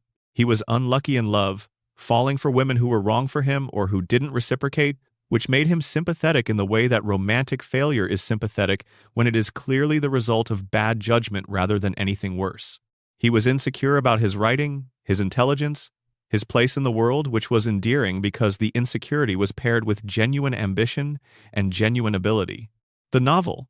The unfinished novel was the central fact of Brian's character in the early seasons, and it was used well. It was a symbol of aspiration. He wanted to be a writer. He had something to say. He was trying to say it, and a symbol of limitation. He couldn't finish it, couldn't make it what he wanted it to be, kept returning to it and leaving it in the same state. The gap between aspiration and achievement was the engine of Brian's character in those years, and it was an honest gap. After the revival, the gap began to shift. Brian's political views, always present, became more central. He was liberal, openly atheist, opinionated about social issues, and the show began using him less as a character who happened to hold these views and more as a vehicle through which the writers could express them. Entire scenes were devoted to Brian delivering speeches about current events or political positions. The speeches were not always wrong, but they were delivered in a way that felt less like a person talking and more like a script being read, and audiences who agreed with Brian's positions found it as annoying as those who didn't, because the position was being held by someone who was using it as a personality. Season 9's Brian Writes a Bestseller is the episode that established Brian's transformation most clearly. Brian, encouraged by Stewie to just write anything, wrote a self-help book he knew was cynically shallow. It became a massive bestseller, and rather than feeling embarrassed or conflicted about the disconnect between the book's success and its quality, Brian became arrogant, genuinely, specifically, unpleasantly arrogant, in a way that was hard to watch because it was directed primarily at Stewie, the one character who had believed in Brian consistently, who had encouraged him, who had been in his corner through years of failure. The Brian who could turn on Stewie that way was a Brian who had been there all along, kept in check by the constraints of failure. The bestseller removed those constraints. What they revealed was not pretty. Season 8's Jerome is the New Black introduced a new regular at the Drunken Clam and included, almost as a side event within a larger story, the speech that became the episode's lasting legacy. Glenn Quagmire sat Brian down and told him exactly what he thought of him. The speech ran for nearly 2 uninterrupted minutes. Quagmire called Brian a phony who dressed up superficiality as intellectualism. He called out the unfinished novel held up as evidence of Brian's writerly seriousness for years and asked what Brian had actually produced. He called out the political soapboxing, the pretension, The way Brian used his self-image as a sophisticated thinker to avoid confronting the ways his actual behavior fell short of his stated values. He called out Brian's treatment of women, including Lois, the years of barely concealed desire directed at his best friend's wife. He called out Brian's abandonment of his own son. Every single item in the speech was accurate. This was what made it land differently from a typical character attack. Quagmire's own behavior was, by any objective measure, worse than Brian's on most metrics that mattered. He was calling out hypocrisy from a position of considerable hypocrisy of his own, but the things he said about Brian were not less true for that. The speech was accurate, and its accuracy carried it past the messenger's credibility problems. Brian sat in silence. He had nothing to say, not because he was speechless with offense, but because he genuinely had no effective response to any of it. The show did nothing useful with this moment. Brian continued to be who he had been. The speech changed nothing about his character trajectory. It became a cultural reference point for fans discussing the show, rather than a turning point in the character's arc. The feud with Quagmire became a recurring element of subsequent seasons, with both characters antagonizing each other in increasingly petty ways, but Brian's fundamental character was unaltered by the speech that had mapped its contours so precisely. Season 8's Brian and Stewie was the counterweight to all of this. The episode that demonstrated what Brian could still be when the show stripped away everything and gave him a situation he couldn't escape from. Brian and Stewie were locked in a bank vault over a weekend. Nobody knew they were there. They had limited food and each other. The episode had no cutaway gags. None. For 22 minutes of television, two characters sat in a room and talked to each other. Without the escape hatch of cutaways, without the possibility of a random joke deflecting from the emotional content of the scene, the episode had to make Brian and Stewie real. It had to let them be honest in a way they couldn't be in ordinary episodes, where comedy was always available as a way out of feeling something. Brian revealed the gun. He explained why it was there. He had thought about ending his own life. The thought had been specific enough that he had put a mechanism in place for it. Stewie listened. He didn't perform shock or judgment. He sat with what Brian was saying and found, in the space of that small room, a way to respond that was more complex than either dismissal or theatrical grief. By the end of the episode, the two of them had said things to each other that they had never said to anyone else. The friendship was reaffirmed not through adventure or danger or external crisis, but through the simple act of being honest in a small enclosed space over a long night. It was the best episode of the later seasons. It was the Brian the show should have been writing more consistently. It proved that the original Brian was still there, underneath all the calcified pretension and the selfishness. The episode was the proof, and then the show returned to its regular programming. Section 10, Grief and Return. The Death and Resurrection of Brian Griffin. The story of Brian Griffin's death and return is one of the defining events of Family Guy's later seasons. Not because it was the show's best storytelling, it was not, but because of what it revealed about the relationship between the show and its audience, and about the limits of a narrative strategy that had always privileged reset over consequence. Life of Brian aired the 24th of November 2013. It was the 6th episode of the 12th season. Brian and Stewie were in the street in front of the Griffin house, about to play a game of street hockey. Stewie went back inside to get his knee pads. He told Brian to stay put. Brian moved. He walked a few feet into the street. A car hit him. The sequence was short and unannounced. No dramatic buildup. No foreshadowing. Just the thing happening the way accidents actually happen, fast and ordinary, and completely unmetabolized in the moment it occurs.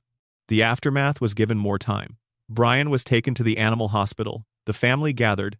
The show, which had been built in part on Brian's relationship with every member of this family, used what it had built. Each goodbye was specific to the relationship. Stewie's was the most affecting. He sat with Brian in the final minutes and told him the things he had apparently been carrying for years about what their friendship meant to him. Brian died. The show had done something it rarely did. It had let something real happen. Not a simulation, not a dream. Brian Griffin was dead. The family adopted a new dog. Vinny, voiced by Tony Sirico, was a genuinely good presence for the brief time he was part of the show. He was not Brian. He was very clearly not Brian. But he had his own texture, his own voice, his own way of being in the family's orbit, and in a few episodes the show built something real with him. The fan reaction was one of the most intense collective responses to a television event in recent memory. The death made national news. It trended on social media for days. Online petitions demanded Brian's return and gathered hundreds of thousands of signatures. The writer who had scripted the episode received death threats. Seth MacFarlane spoke to the press with a careful neutrality that declined to confirm whether the death was permanent. He expressed genuine surprise at the intensity of the reaction, saying the team had expected to create a stir but had not anticipated the scale of the anger. 3 episodes later, Christmas Guy aired on the 15th of December 2013. The Griffins went to the mall for the annual Christmas carnival. The carnival had been cancelled. Peter resolved to restore Carter Pewterschmidt's Christmas spirit. The A-plot proceeded in standard fashion. Stewie wandered the mall.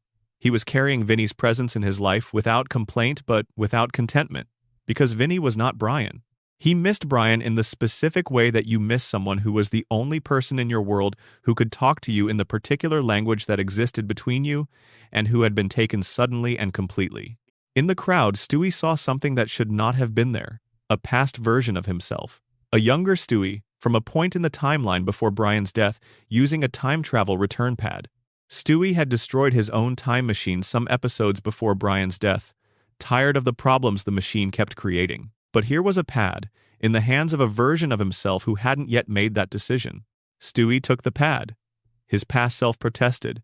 Stewie told him, with a brevity that contained everything, that this was more important than anything the past Stewie had planned to do with it.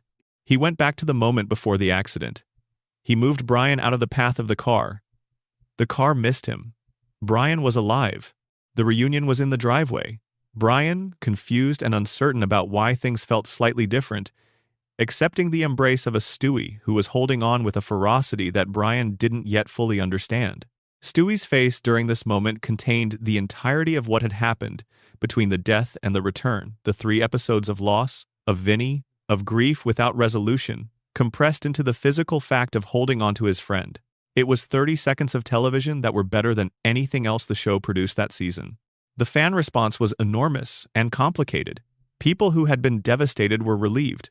People who had seen the death as a genuine narrative choice were disappointed. Danny Smith, one of the show's longest-serving writers, said plainly in episode commentary that Brian should have stayed dead.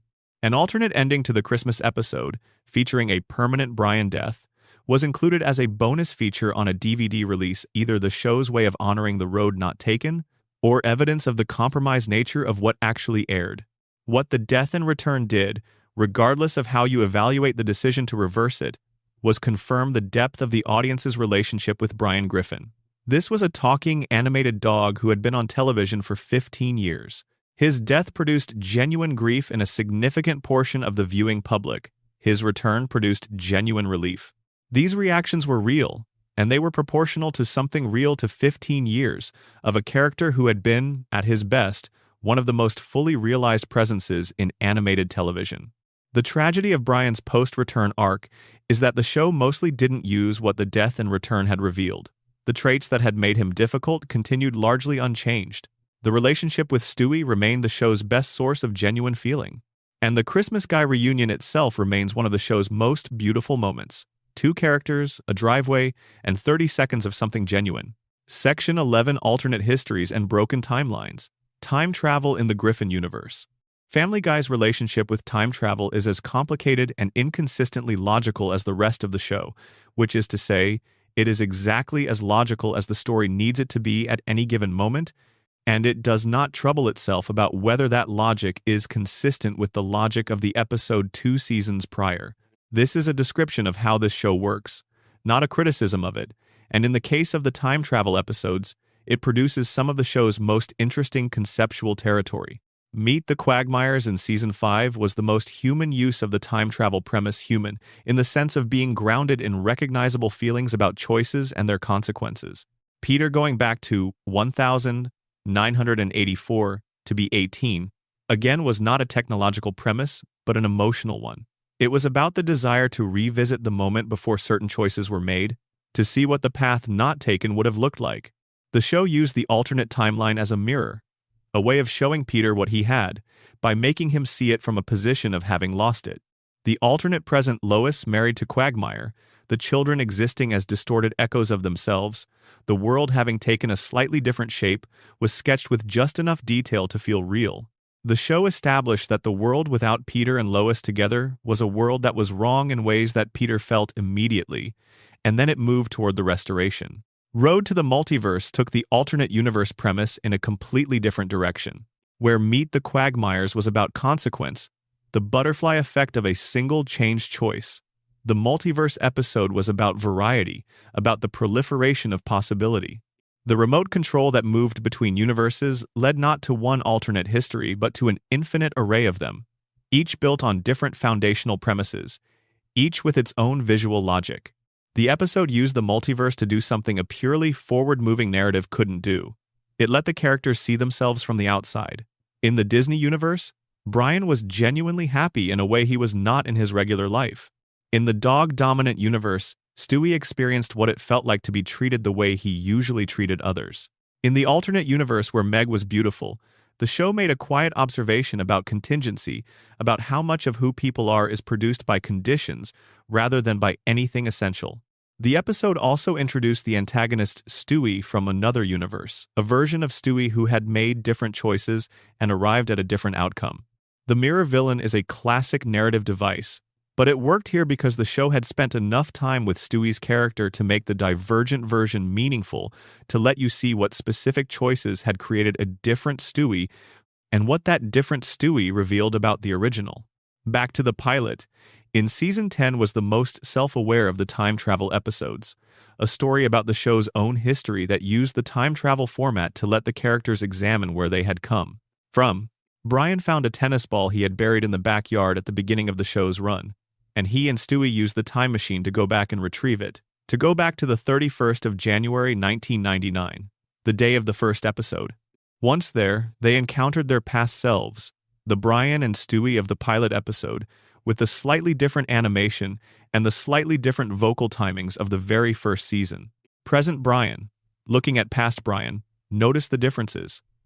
The character was slightly different, in ways that were hard to articulate but immediately apparent. It was the show looking at its own origins with the complicated feelings of something that had changed significantly from what it had been at the start. The episode became a paradox story when present Brian attempted to warn past Brian about the September 11th attacks to prevent the catastrophe through advanced knowledge. This changed the timeline substantially, producing an altered present and then producing additional versions of Brian and Stewie from those altered timelines who came back to correct the change. The episode was simultaneously funny and melancholy. The comedy came from the mechanics of the time travel paradox. The melancholy came from the awareness that the show, looking at its own pilot, was looking at something it could not return to. The characters had changed. The show had changed. Whatever had existed in those first few seasons was not entirely recoverable. The time machine could take you back to see it, but you couldn't stay. The episode included a moment where it showed the characters from the pilot simply standing around in silence during a cutaway, waiting for it to be over. The joke was that the cutaways had always taken the characters out of the story and left them with nothing to do, that this had been true since the very first episode. It was a moment of genuine self-criticism delivered in the form of a joke, which was the best way this show could deliver self-criticism. The Da Boom episode from Season 2 introduced the pattern that would recur throughout the series. Dramatic events staged within an alternate version of the world, followed by a revelation that the alternate events were not real in the show's main universe. The Stewie Kills Lois two-parter did it later, and did it as a storytelling choice. Back to the Pilot made the pattern explicit and almost critical. The show understood on some level that its reliance on resets was a limitation. It made jokes about the limitation. It built episodes around the limitation. It used the limitation as a subject, but it rarely actually transcended it, because the economic and structural logic of a long-running animated sitcom demanded that each episode essentially end where it began. The multiverse episodes were the show's way of imagining what it might look like if things could actually be different, if the characters could stand in an alternate version of themselves and see, from the outside, what they had become and what they might have been. Whether they did anything useful with that vision was a separate question. But the vision itself, when it appeared, was always worth watching. Section 12: The Wildest Premises and the Most Committed Disasters. Not all of the great Family Guy storylines were structurally ambitious or emotionally weighted. Some were simply the show at full velocity, committed to a premise so thoroughly that the commitment itself became the point.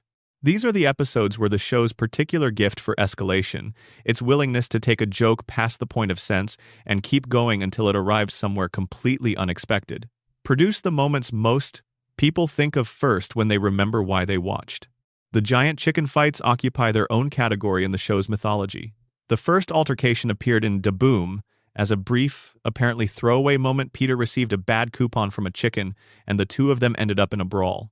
No origin story. No context. Just the fact of a large man and a very large chicken in a violent disagreement about a coupon. What the show discovered over subsequent seasons was that the fight had extraordinary legs. Ernie the giant chicken, voiced by writer Danny Smith, would appear at irregular intervals across the series, always without warning, and he and Peter would fight. Not quickly. Not briefly. The fights ran 3 and 4 minutes, moving through buildings and across streets and off bridges, and through the kinds of spaces the show's animation could portray with genuine physicality. They escalated. They destroyed things. They involved machinery and vehicles and structures that had no reasonable business being involved in a fight between a man and a chicken. The comedy came entirely from commitment. There was no punchline. There was no resolution that explained the ongoing feud or placed it in any larger context. Every fight ended with one or both of them apparently incapacitated. And then the next time Ernie appeared, they simply resumed. The feud was eternal and inexplicable, and proportional to nothing that had happened in the original coupon incident. And it was funnier for being exactly those things. Wasted talent from Season 2 sent Peter on a Willy Wonka-inspired journey inside the Pawtucket Patriot Brewery, after he found a silver can hidden inside a regular can of beer. The episode understood what made the 1971 Willy Wonka film uncanny: the factory existing by its own internal rules, the tour guide being simultaneously welcoming and implicitly threatening, the prizes and punishments bearing no relation to any reasonable moral accounting, and use that understanding to construct a version of the factory visit that was genuinely funny. Inside the brewery, Peter discovered that he had an extraordinary talent for piano, but only when drunk. Sober Peter could not play. Very drunk Peter played magnificently. The episode spent its time on the implications. The talent was real, but accessing it required a condition that was unsustainable. The competition sequence, in which Peter played in front of judges while his sobriety slipped away from him and the clock counted down on his ability to access the talent, was one of the show's better pieces of physical comedy with genuine emotional stakes. The Big Bang Theory, from Season 9, sent Stewie on one of his most cosmically scaled adventures. A malfunctioning time machine delivered him to a point before the existence of the universe. The episode then committed to its most audacious premise. Stewie's attempt to fix the time machine and return home inadvertently triggered the Big Bang. He was responsible for the existence of all matter and energy in the universe. He had done it by accident. He was mildly irritated about it, and primarily concerned with getting home for breakfast. The show played this completely straight, and the comedy emerged from Stewie's characteristic refusal to let the cosmic scale of what he had done affect his composure. The universe existed because of him. This was a fact. He filed it away and moved on. It was one of the purest expressions of Stewie's fundamental character. The gap between the scale of his actions and the absolute equanimity with which he processed them. Da Boom's Y2K Apocalypse, which we covered in detail in the Golden Age section, remains the show's most complete commitment to an alternate world premise before the reset. The post-apocalyptic Rhode Island that the Griffins moved through had genuine atmosphere. The silence and desolation of a world that had been operating at high volume and had suddenly stopped, and Peter's brief but complete authoritarian phase as mayor of the Twinkie colony was one of the show's earliest pieces of genuine character insight about what power does to certain personalities. Season 9's The Big Bang Theory episode aside, Stewie's most cosmically scaled non-time travel storylines involved the show taking the premise of an evil genius baby and running it all the way to its logical extreme. In Season 2's Chick Cancer, Stewie built a time machine, deployed it, and had to deal with the consequences of having deployed it, which included a version of himself from the future arriving to warn him about the consequences of having deployed it, creating a loop of temporal paradox that the episode resolved through exactly the kind of cheerful, logical abandonment that the show used when a paradox was funnier than a resolution. Season 4's Peter Griffin, husband, father, brother, was the show's most ambitious attempt to use the Griffin family as a lens through which to examine American history. The premise, a distant relative who shared the Griffin family name, turned out to be black, prompting Peter to investigate the family's genealogy, gave the episode permission to construct a series of historical vignettes featuring Griffin ancestors across multiple centuries and social contexts. The episode was willing to go to uncomfortable places in its engagement with American racial history, placing Griffin ancestors in situations that required the show to be direct about things it usually addressed obliquely. Whether it handled what it touched with sufficient care is a separate question, but the ambition was genuine. Season 13's Simpsons crossover, The Simpsons Guy, was the most significant single episode of the later seasons from a cultural perspective. The premise, the Griffin family's car was stolen, and in recovering it they ended up in Springfield, gave the show permission to engage directly with the comparison that had been following it since its beginning.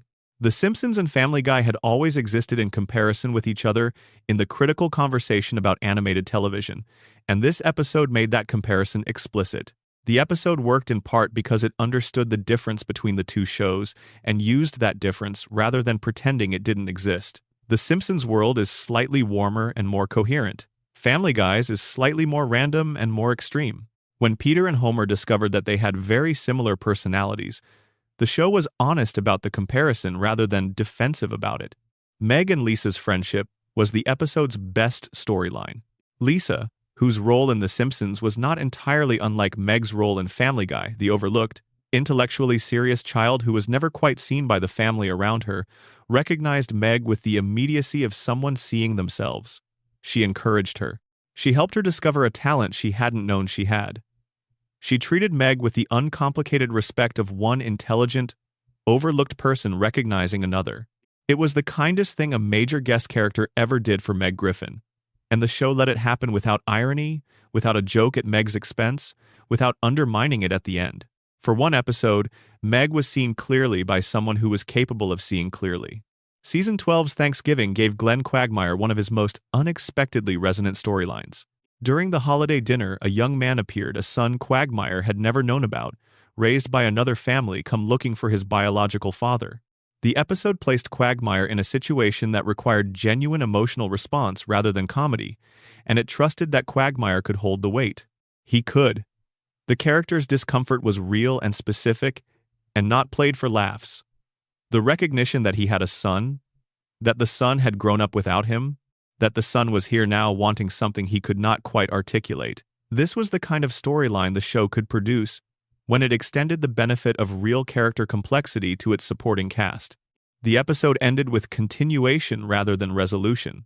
Quagmire living with the knowledge of what he had done and hadn't done, the young man returning to his life with something he hadn't entirely expected. It was a Thanksgiving episode that felt like a real Thanksgiving, the kind where the uncomfortable truths come out and nothing is fully resolved, but something has irrevocably changed. Season 7's Ocean's 3.5 was the show's riff on the heist genre, which gave the four male friends a chance to be genuinely competent at something for an entire episode.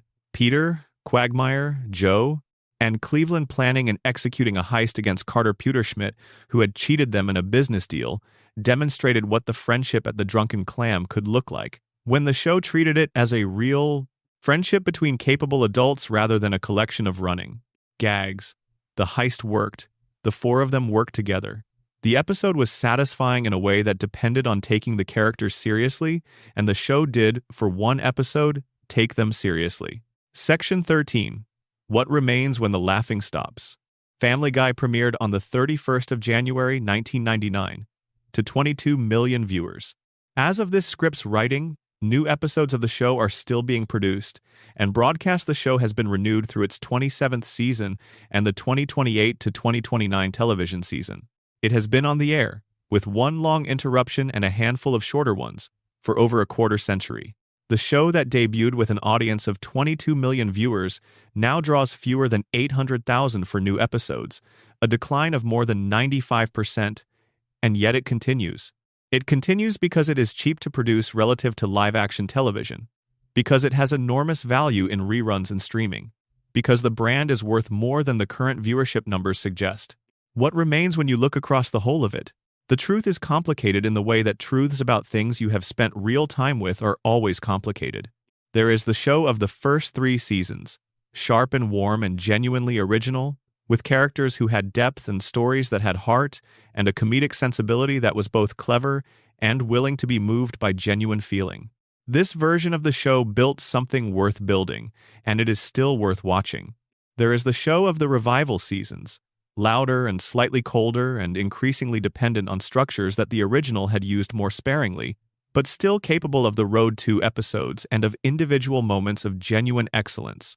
This version of the show was producing some of its best individual episodes even as the overall quality was shifting. There is the show of the middle and later seasons, inconsistent in a way that earlier inconsistencies hadn't quite been, prone to decisions about the characters that were hard to undo, increasingly dependent on the cutaway format as a substitute for the storytelling work that the format could not do.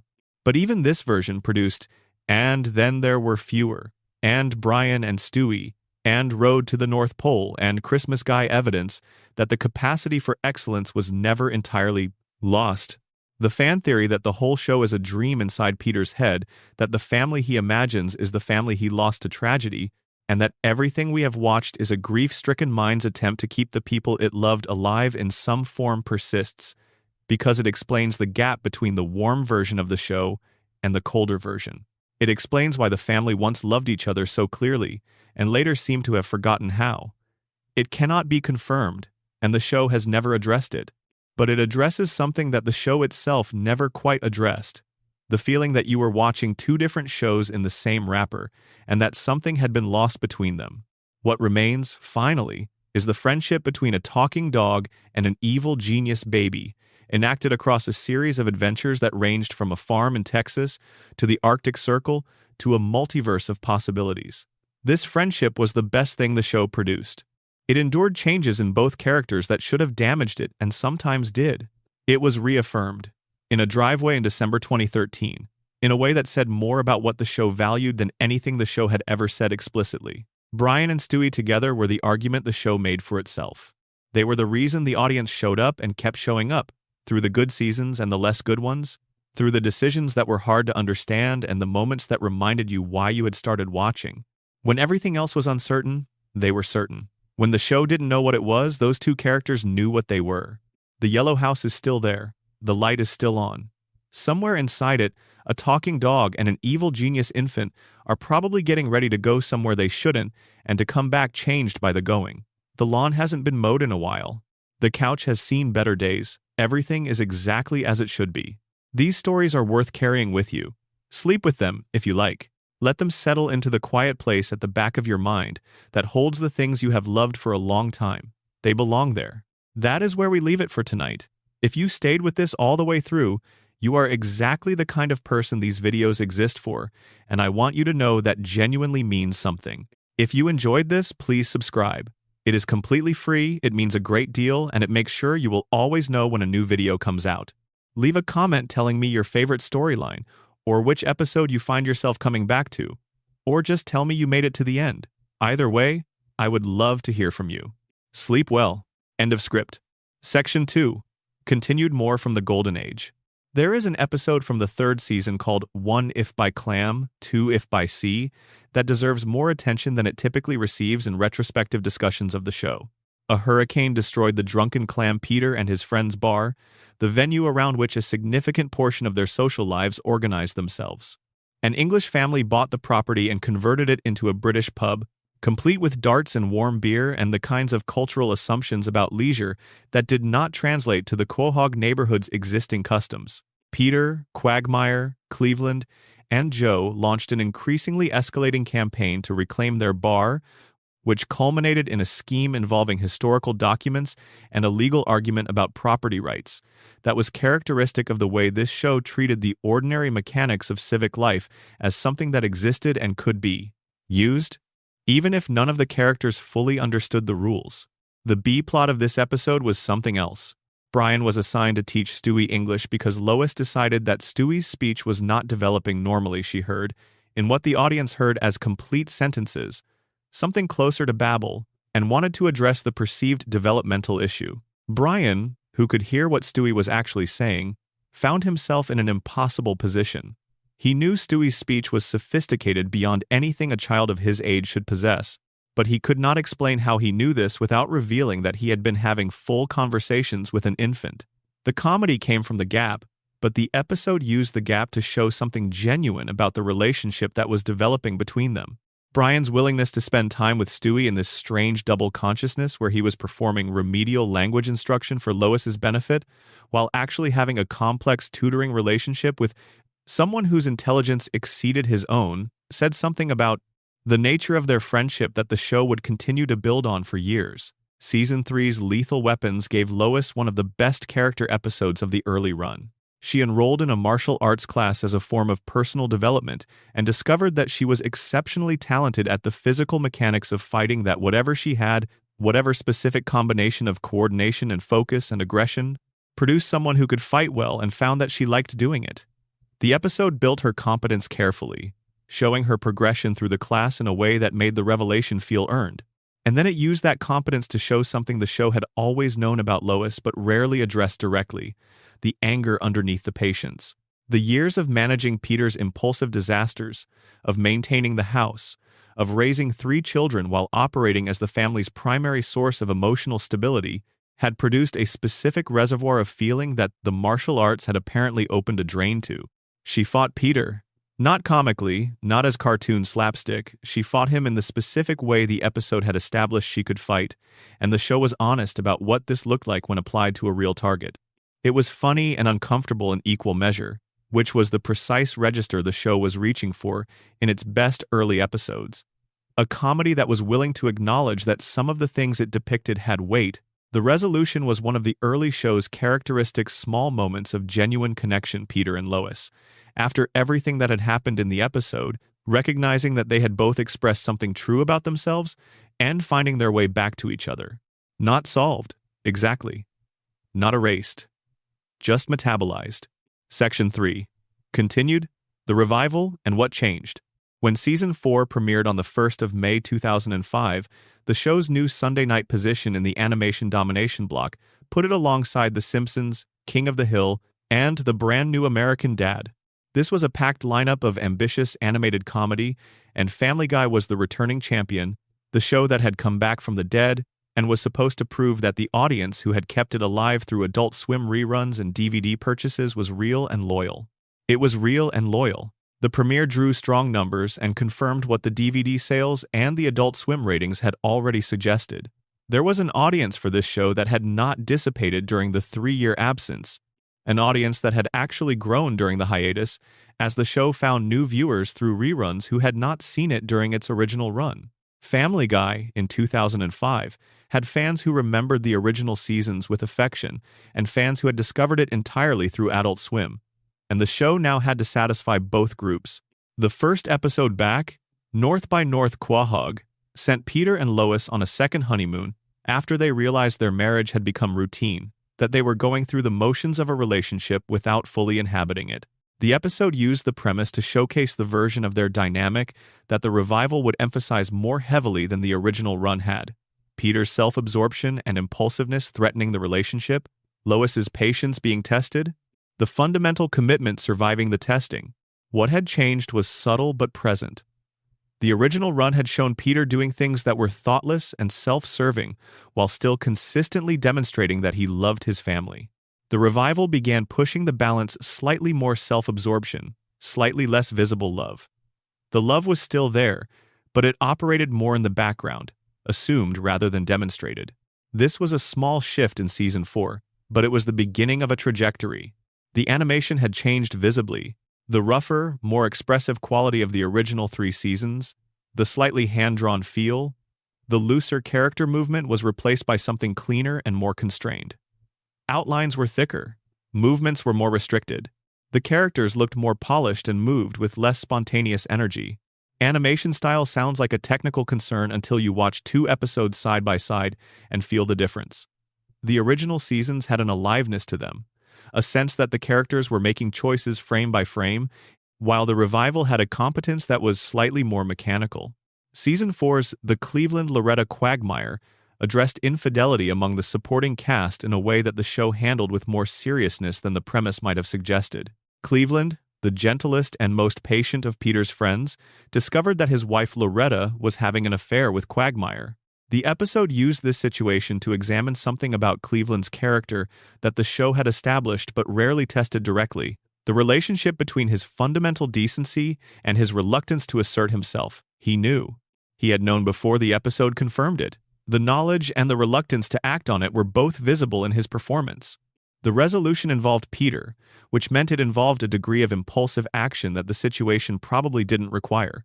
But underneath the comedy, the episode acknowledged that Cleveland had been genuinely hurt in a way that would have lasting consequences, and the show followed through, eventually spinning Cleveland off into his own series and giving Loretta a death that occurred between seasons, handled with the same quiet directness the show occasionally applied to things it didn't want to make into comedy.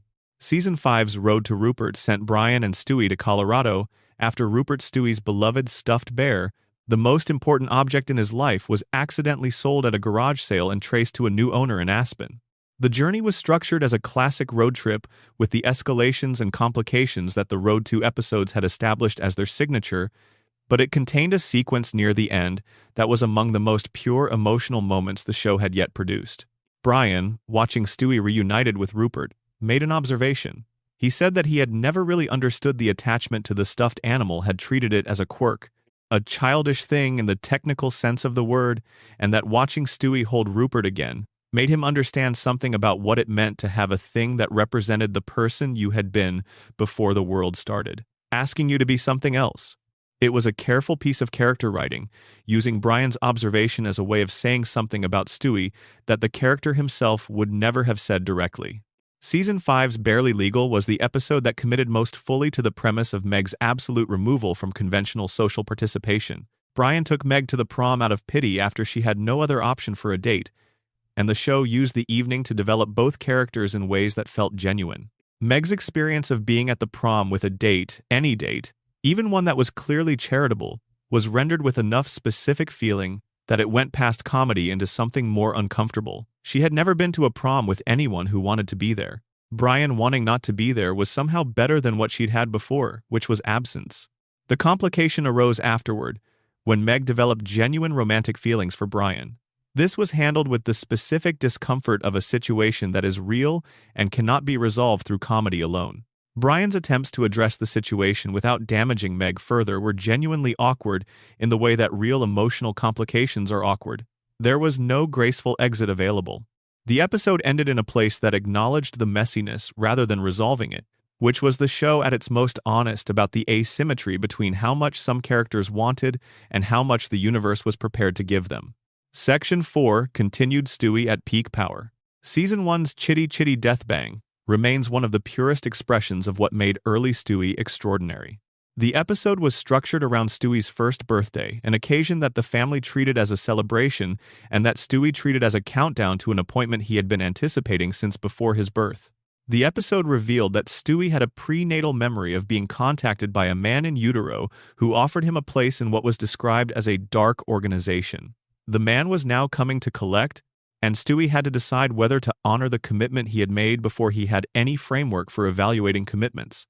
The comedy of the episode came from the collision of registers: a baby navigating a birthday party full of party entertainers and cake, and the sounds of childhood celebration, while simultaneously managing a philosophical crisis about duty and commitment and what it meant to agree to something before you understood what you were agreeing to.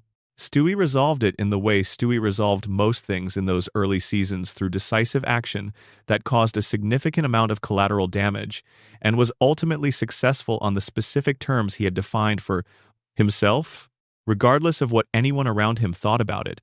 A Mission Impossible from Season 3 gave Stewie one of his most elaborately conceived schemes: shrinking himself and entering Peter's body to prevent the conception of a new sibling who might compete for Lois's attention.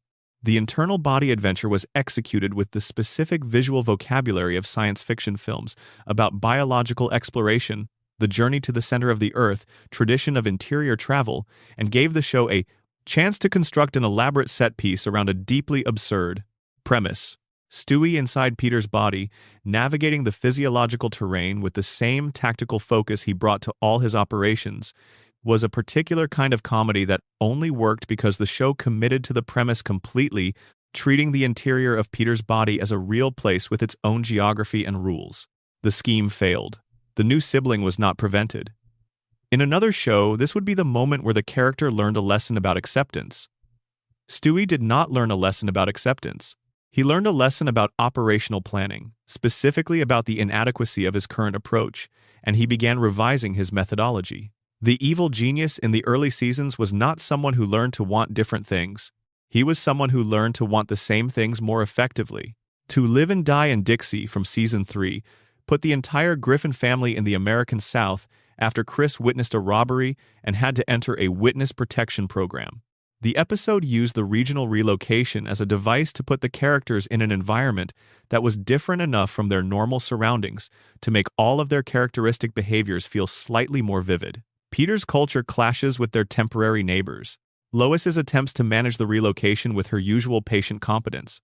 Meg's discovery that her outsider status translated across regions, she was still Meg, regardless of where Meg was located. Stewie's contribution to this episode was a running subplot about learning the banjo, approached with the same systematic intensity he applied to building weapons and planning world domination, and his eventual performance at a local establishment with a fluency that exceeded what anyone had a reasonable expectation of from a 1-year-old.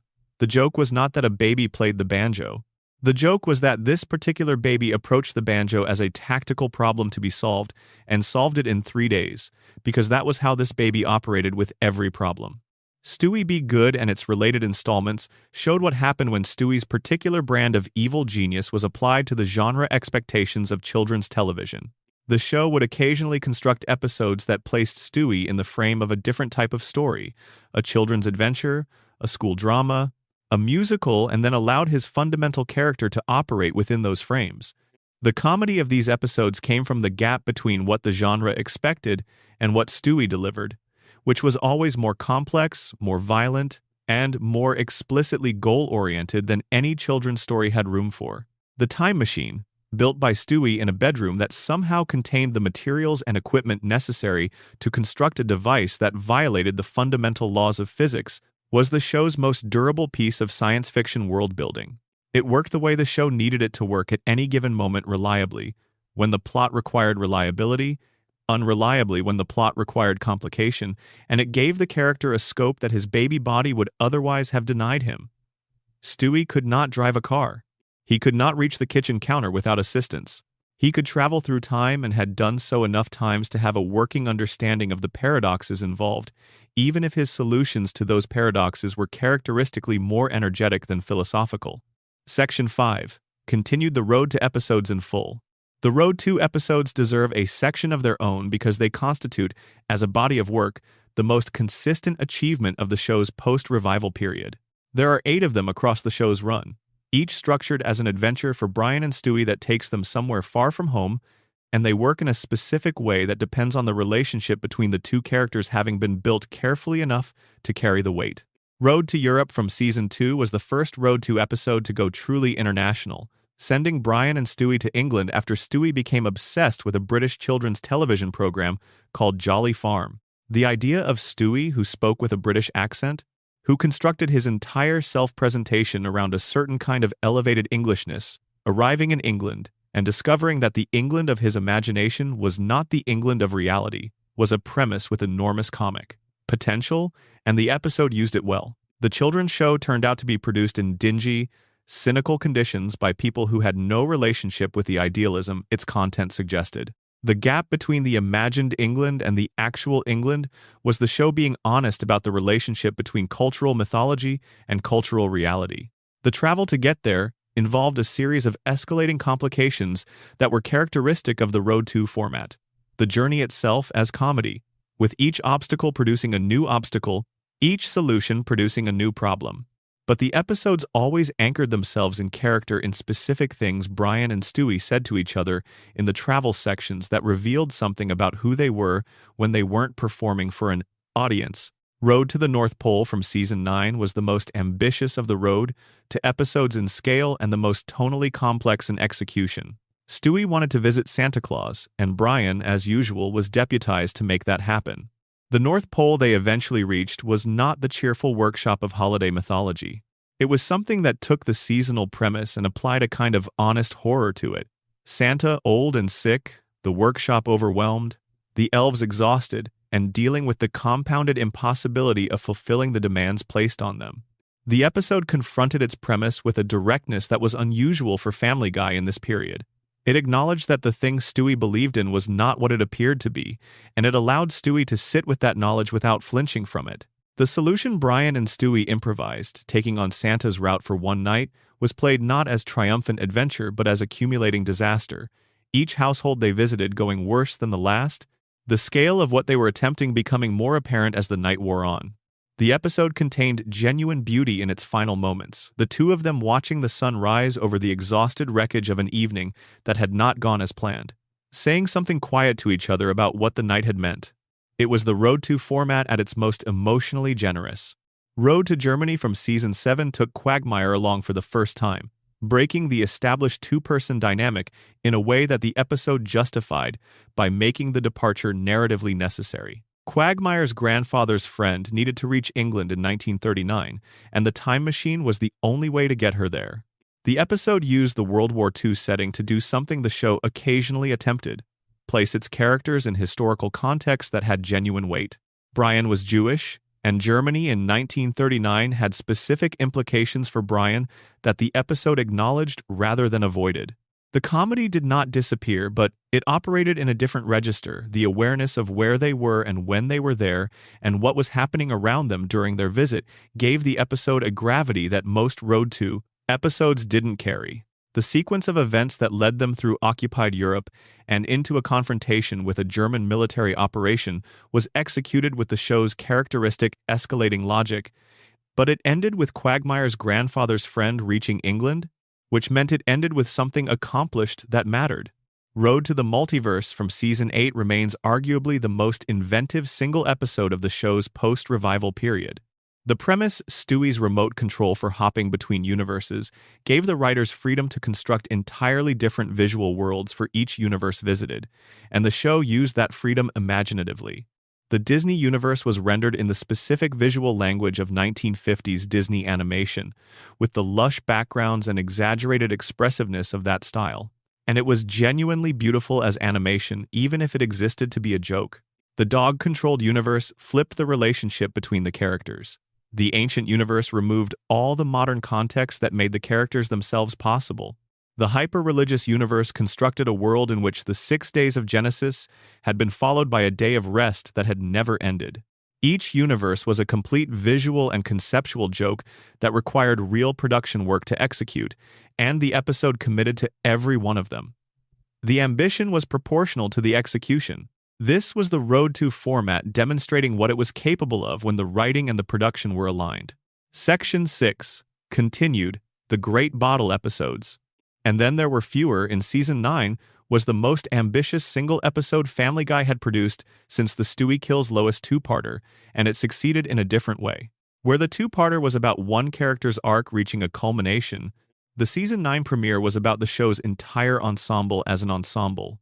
All of the recurring characters forced into a space together and made to interact with each other in ways that the normal episode format rarely allowed. The format was the classic murder mystery template: a group of characters invited to a remote location, a murder committed, subsequent murders following, the mystery working toward its resolution. It had been done many times before and would be done many times again. What made the Family Guy version work was the show's ability to use its established characters as pieces in the puzzle in ways that revealed genuine things about them. Tom Tucker, the news anchor who had existed as a recurring background figure for years, was murdered. Muriel Goldman, another background figure who had appeared across many seasons, was murdered. The suspects were everyone who had been at the dinner, which meant the suspects were most of the show's extended cast, each of them filtered through the lens of the mystery format in a way that foregrounded aspects of their characters. The regular format usually kept in the background. The animation was more cinematic than the show's usual standard. The episode was lit for atmosphere in a way Family Guy rarely attempted. Long shadows, the visual shorthand of suspense. The mystery was genuine, with actual clues and an actual resolution that was not arbitrary. Diane Simmons, another recurring figure from the news segments, turned out to be the killer, and the revelation of her motivation was grounded in the kind of recognizable human feeling, jealousy, ambition, the specific grief of someone who felt they had been overlooked for too long, that the best mystery villains are built from. Quagmire killed her, not accidentally, not in self-defense, exactly. He killed her because she had killed Muriel Goldman, who had been a friend to him in a way the show hadn't previously dwelt on. He killed her because he was capable of it, which was one of the things the show knew about Quagmire that it usually kept beneath the surface of his character. The episode was 44 minutes long, a true double-length episode, and it used every minute of its runtime. There was nothing wasted in it. Every scene served the mystery or served the character, and in the best scenes, it served both. PTV from Season 4 had a different kind of ambition. It was the show directly engaging with the controversy it had always generated, using the FCC's broadcast standards as its subject. Peter created his own television network after the FCC installed a censor in every television in America, a clearly impossible premise that the episode treated as a matter-of-fact regulatory development. The network he created was called PTV, and it aired exactly the content that the FCC had been preventing from airing on regular television, which meant it aired everything the show had always wanted to air and had occasionally aired and occasionally been reprimanded for airing. The episode was a statement about creative freedom and censorship that managed to be simultaneously a straightforward argument for the position it was taking and a comedy episode that generated laughs from the same content it was defending. The musical number Prom Night Dumpster Baby remains one of the show's most deliberately provocative set pieces. Cheerful, catchy, and deeply committed to the discomfort it was designed to create. Brian's Blue Harvest from Season 6 was the show paying tribute to Star Wars with the thoroughness of people who had grown up with the original trilogy and wanted to honor it at the level of detail rather than the level of reference. The episode was an hour long, used the original Star Wars story as its structure, mapped its characters onto the Star Wars characters with genuine thought about which mapping was most interesting, and recreated specific scenes with loving accuracy that was itself the comedy. Not parody in the dismissive sense, but recreation that respected the original while doing something different with it. The Griffins played the heroes, the villains, the supporting cast. The specific choices Peter as Han Solo, Stewie as Darth Vader, Chris as Luke Skywalker were made because those pairings generated something true about the characters rather than just something convenient for the plot. Stewie as Darth Vader gave the episode's central villain sequences to the character best equipped to handle them. Someone who was already operating in the register of theatrical evil, who had the vocal range for menace, and whose fundamental character was aligned enough with the villain to let the tribute land. The battle sequences recreated the original film's choreography with enough fidelity that fans who had seen Star Wars dozens of times could track the homage beat by beat, and then added Family Guy-specific comedy inside the frame that the recreation had established. It was the show demonstrating that it could construct something with genuine production value when the project warranted it. Section 7 continued, the aftermath of the simulation. What the Stewie Kills Lois two-parter revealed about the show's approach to its most fundamental premise went beyond the specific story it told. The choice to stage Stewie's successful matricide and world domination as a simulation to give the audience what they had been waiting for since the first episode, and then withdraw, it said something about the relationship between the show and its central character that had been developing. Since Season 4, the writers, including MacFarlane, had become genuinely uncertain about what Stewie was for. The evil genius baby conceit was one of the most original things about the original show, but it required a specific relationship with reality that became harder to sustain as the seasons went on. If Stewie actually tried to kill Lois every episode, one of three things would happen. He would succeed, ending the show. He would fail in ways that accumulated into something that acknowledged his fundamental incompetence, undermining the evil genius premise. Or the attempts would become so obviously theatrical that the audience would stop treating them as real stakes. The simulation ending was a way of having it both ways, staging the full completion of the arc while declining to carry its consequences. The Stewie who emerged from the simulation was a Stewie who had, in some sense, Done the Thing had lived through the experience of succeeding at what he'd always claimed to want, and who had discovered something about what success looked like from the inside. What he discovered was that it was lonely. World domination, when he actually had it, was an administrative problem rather than a triumph. The world he ruled was the world without the people who made his world worth having. Lois, even as the target of his violence, was fundamental to his sense of himself as someone with a purpose. Without the thing he was opposing, he was just a small person in a large chair. This was the subtext that made the two-parter more than just a spectacular piece of television. It was the show examining why the evil genius premise had worked for as long as it had. Not because the premise was evil, but because it was a premise about desire and opposition, about the way we define ourselves by what we want and what stands between us and getting it. Stewie without Lois to pursue was Stewie without a reason. The show never quite articulated this directly, because articulating it directly would have required the character to be more self-aware than Stewie was ever written to be in those middle seasons. But it was there in the structure of the simulation, in the specific hollowness of his victory, and in the speed with which everything collapsed once Lois was gone. Section 9. Continued Brian in the worst seasons. The pattern of Brian's decline was accelerating by season 10, and the specific ways it accelerated revealed something about the show's relationship with the character it was changing. Brian's treatment of Quagmire after the famous speech from Jerome is the New Black was the clearest example. Quagmire had given a speech that was accurate and honest, and that left Brian with nothing to say. A character arc that was interested in Brian would have used that moment. The speech would have been the moment of recognition from which something could develop, not necessarily a transformation, but an acknowledgement, a shift in the character's relationship with his own self-image. Instead, Brian became more hostile toward Quagmire, not less. The feud that developed in subsequent seasons placed Brian firmly in the role of the aggressor in ways that should have been impossible for a character who claimed moral and intellectual seriousness. He scammed Quagmire financially. He sabotaged Quagmire's relationships. In Brian the Closer, Brian used Quagmire's direct financial assistance. Quagmire paid for an operation to repair Brian's teeth after an injury as the occasion for a scheme to defraud him.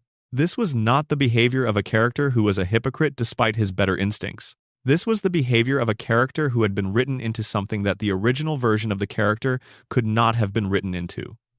The Brian of Season 2 would have been embarrassed by the Quagmire speech. He would have sat with it and changed something in response to it, imperfectly and incompletely, in the way people change in response to honest assessments of their behavior. The Brian of Season 10 responded by escalating his worst behaviors. What remained of the original Brian in those later seasons was visible in his relationship with Stewie. The Vault episode from Season 8 demonstrated that the core of the friendship was still intact, that Brian was still capable of being honest and vulnerable with Stewie in ways he was not capable of being honest and vulnerable with anyone else. In moments scattered across the later seasons, when a scene required Brian to care about Stewie, that care was still visible and still felt like the real thing.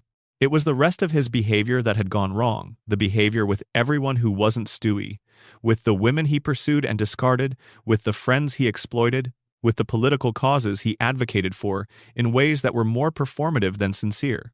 The core was still there, it just wasn't being used to build anything. Season 11's Brian's a Bad Father placed Brian in a storyline about his actual son, Dylan, the child he had fathered and who had grown up without him. The episode forced Brian to confront the gap between his self-image as a sensitive and caring person and the reality of his having entirely abandoned a child. The confrontation between them was well written in the specific way of confrontations between fathers and adult children who grew up in that father's absence. The specific inventory of missed occasions, the specific grievances accumulated over years of unanswered calls, the specific impossibility of the gap between where they should have been and where they actually were. Brian had no adequate response to any of it. Not because the writing failed him, but because there was no adequate response. The facts were the facts, and the facts were bad. The episode ended with Dylan choosing to give Brian a second chance, which required more generosity than the facts supported, and which the episode acknowledged was generosity rather than justice. Whether Brian changed in response to this storyline? No, he did not change. Dylan appeared occasionally in subsequent seasons, but the relationship remained undeveloped, and Brian's general behavior toward the people around him remained characteristic of the later version of the character rather than the earlier one. This was the fundamental problem with the show's treatment of Brian in its later seasons. Not that he was flawed, but that the flaws were not engaged with. The show knew the flaws, documented them with impressive specificity, and then declined to do anything with the documentation. Brian was the character who proved most clearly that the show could see exactly what it had built and could choose, repeatedly, not to build anything with it. Section 10. Continued the world without Brian. The 3 episodes between Brian's death and his return were a specific kind of television that Family Guy did not usually produce. A show in genuine mourning for one of its own central characters, attempting to function in the absence of something that had been load-bearing. Vinny was a better character than he was given credit for being. Tony Sirico, who voiced him, brought a warmth and specificity to the role that went beyond what the script required. Vinny was not Brian. He was clearly and explicitly not Brian. The episode that introduced him never asked the audience to accept him as a replacement, only as a presence in the space Brian had left. Sirico's delivery gave Vinny a voice that was different enough from Brian to avoid the uncomfortable impression of substitution, while being warm enough to suggest that this character had his own interior life and his own way of being in the world. The Griffin family's acceptance of Vinny was handled with more care than it might have been. They were not pretending to be okay. They were doing the thing that people do in the presence of loss when the world keeps moving. They were finding their footing in a changed landscape, and Vinny was part of the changed landscape. The grief was still present underneath the adjustment. Stewie's version of that grief was the most visible. Stewie had lost the person who could hear him, the person who could talk to him in the specific way that only Brian could talk to him. He had Vinny, who was kind and present and clearly willing to be in Stewie's corner. But Vinny could not be what Brian was, which was the person who had been there from the beginning and who knew Stewie in the way that only someone who had been there from the beginning could know him. The mall scene in Christmas Guy has been analyzed extensively, and the analysis is always the same. It was earned. The past Stewie with the return pad, the calculation that Stewie made about what was more important than whatever the past version of himself had been planning to do, the return to the moment before the accident, none of it felt like a cheat, because the grief had been real for the episodes preceding it. You had seen the family navigate the absence. You had seen Stewie sit with what he had lost. When he got the pad and went back, the audience understood what the return was worth because it had witnessed the cost of the loss. The moment where Brian came back was in the driveway, in the cold, with the street quiet around them. Brian was confused about why Stewie was holding on so hard, why this reunion felt different from other reunions. Stewie did not explain. He held on. The 30 seconds of television that followed were the show making an argument about what it valued and about why, despite everything, the audience had kept watching through the difficult seasons. They kept watching because they cared about what happened to these 2 characters. The death had demonstrated the scale of that caring. The return was the show demonstrating that it understood the scale and was grateful for it. Section 12. Continued more unhinged premises. The show's musical episodes deserve recognition as a specific category of commitment. Family Guy had always been willing to stage full musical numbers, not as parody of musicals, not as ironic commentary on the form, but as genuine musical theater pieces with melody and harmony and choreography that required real production work. The prom night dumpster baby sequence. The "You've Got a Lot to See" song from Brian's Mother episode in Season 2. The Stewie's cantata from various villain reveal moments in the early seasons. What made these numbers work was the show's willingness to take them seriously as music while deploying them for comedy. The jokes in a Family Guy musical number were rarely about the fact of a musical number happening. They were jokes inside the musical number. Jokes that required the number to be doing what musical numbers do. Advancing character, revealing feeling, establishing theme in order to pay off. You couldn't do the joke without the music working, which meant the music had to work. Wasted Talent from Season 2 was the episode that used the musical conceit most directly in its plot. Peter's discovery that he played piano brilliantly while drunk, and only while drunk, was a premise about the relationship between inhibition and ability that the show used honestly. The competition sequence worked because the comedy came from the real stakes.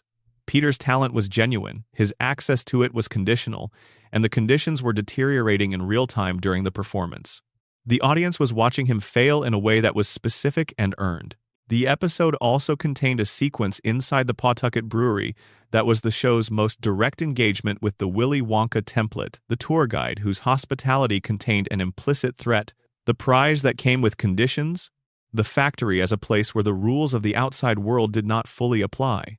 The show understood what made that template uncanny and used it without turning it into pure parody. Peter's two dads from season 5 sent Peter on a search for his biological father after he discovered that Francis Griffin, the man who had raised him, was not his biological parent. His biological father turned out to be Mickey McFinnigan, an Irish man who was defined almost entirely by his relationship to alcohol in a way that was not subtle about the intended comic register. The episode used the Irish-American character as a device to explore Peter's relationship with his own identity. The question of whether your biological inheritance explains who you are, and what you do with the parts of yourself you can't attribute to nurture. The resolution was in the vein of the early show's best emotional moments. Not sentimentalized, not conclusive, but honest about the complexity of the question it had raised. Peter did not find his father and immediately feel whole. He found his father and had a complicated experience that ended in something closer to acceptance than resolution, accepting that this was who his biological father was, and that this knowledge was both meaningful and not entirely useful. The giant chicken fights returned periodically across the show's run, and each one was slightly more elaborate than the last. The fight in Season 4's Deep Throats, not the most famous of them, but one of the most sustained, moved through an office building and down into a parking garage and eventually onto a highway with the momentum of an action film that happened to involve a very large chicken. The comedy was always entirely about commitment. The production was doing real work on these sequences, and the comedy came from the contrast between the work being done and the reason it was being done. The reason was always the coupon. Ernie the Giant Chicken's existence as a recurring antagonist across more than 20 years of the show's run was one of Family Guy's great unresolved threads. There were several episodes that suggested backstory that Ernie had a wife, that he had a life outside of his encounters with Peter, that the feud from his perspective had a different emotional valence than it had from Peter's. The show never fully committed to explaining the relationship. Every time it seemed like it might, it retreated back to the simple premise. These two were going to fight, and the fight was going to take a very long time and destroy a great many things, and then they would both eventually end up apparently incapacitated, and then the next time they met, they would fight again. The Simpsons Guy was the crossover event that the internet had been speculating about for years before it actually happened, and it arrived in Season 13 with a duration 42 minutes that suggested the show understood the weight of what it was doing. The premise sent the Griffins to Springfield after Peter's editorial cartoon for the Quahog Shopper, which was overtly racist in the way that Peter's attempts at creative expression were usually overtly something, forced the family to flee their neighborhood temporarily. Springfield received them with the hospitality of a town that has been a destination for visitors from across animated television since 1989. Homer was genuinely delighted to have Peter there, recognizing in him a kindred spirit, another large man whose relationship with beer was foundational to his identity, whose family life was organized around his own impulsiveness, whose intelligence was not the most reliable instrument in his toolkit. The two of them got along immediately, which was funny and then, upon reflection, slightly alarming. The Meg-Lisa friendship was the episode's most unexpected gift. Lisa saw Meg with the specific clarity of an exceptionally intelligent child who has learned to recognize her own situation in other people. She did not approach Meg as a charity project or a cause. She approached her as a person who was interesting to her, which was the thing Meg was least accustomed to being. The saxophone discovery gave Meg a talent the episode could build a scene around the specific experience of being good at something in front of someone who was rooting for you, and of receiving encouragement that was given freely, rather than extracted from obligation. Homer and Peter's fight, and the simultaneous giant chicken versus Homer confrontation, was the episode's tribute to its own genre traditions. The fight as a formal element of the Family Guy universe, meeting the fight as a formal element of the Simpsons universe, and finding, in the collision, something funny that neither show could have done alone. Section 13 continued the complete legacy.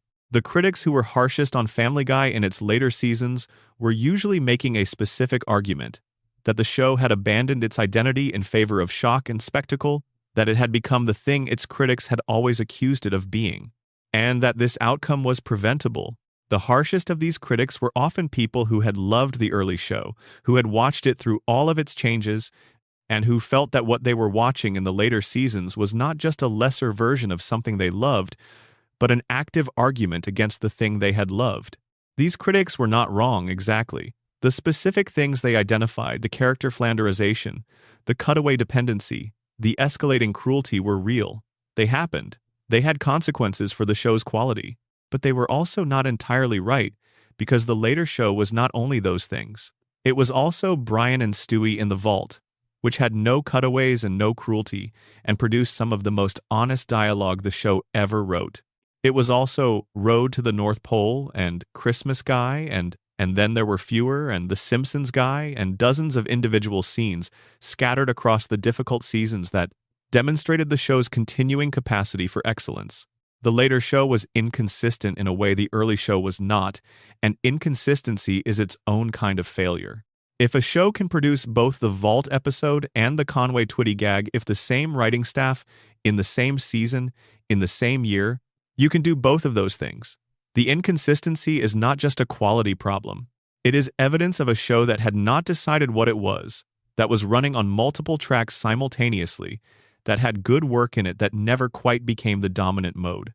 MacFarlane stepping back from active creative oversight was the moment the balance tipped. Not because the writers who succeeded him were incompetent, they were not, but because the specific calibration that had made the early show work required someone who had built the show from the ground up and knew, in a way that could not entirely be transferred, what each character could and couldn't be pushed to. Without that calibration, the tendencies that had always been present in the show had room to expand into the dominant register. The show that exists now, as of this writing, is being watched by fewer than 800,000 people per episode and is still being renewed through its 27th season. These two facts, held together, tell the whole story. An audience that has largely moved on, a business case that has not. The show will continue not because it is at the peak of what it can do, but because animated production is cheap enough relative to live action that the economics remain favorable even with a fraction of the original audience. What this means for the legacy is complicated. The golden seasons remain what they were, some of the best-written animated television of their era, with characters of genuine depth, stories with real stakes, and a comedic sensibility that was both original and emotionally intelligent. The revival seasons remain a genuinely interesting period, a show finding its footing after an absence, producing memorable work alongside the beginning of a long drift. The difficult middle seasons remain what they are, a body of work with good things inside it that a better version of the show would have been built around. And underneath all of it, running through every season from the first to the most recent, there is the friendship between Brian and Stewie, the talking dog and the evil genius baby, navigating an implausible world together, finding in each other the specific understanding that neither of them could find anywhere else. It is the show's best relationship and its most durable achievement. It survived Brian's worst years and Stewie's transformation and the death and the return. It is still there. The yellow house on Spooner Street is still there. The light in the kitchen is on. Peter is probably on the couch with a beer, watching something from 1987. Lois is somewhere in the house doing the invisible work of keeping everything from falling apart. Meg is in her room, wanting things that the world around her is still not quite ready to give. Chris is dealing with whatever is happening in his closet. Stewie is in his crib, which contains enough sophisticated equipment to challenge most nation-state research programs. And Brian is lying somewhere comfortable, probably with a glass of something, definitely not finished with the novel. They are all exactly where they should be, and tonight they are here with you, and their stories are worth carrying forward into sleep. Thank you for being here all the way to the end. If you enjoyed this, if you made it this far and found something worth your time, please subscribe. It's free. It means the next video reaches you. And leave a comment telling me which storyline you think holds up best across all the years, which one you would go back to first if you were starting fresh. I would genuinely love to know. Sleep well.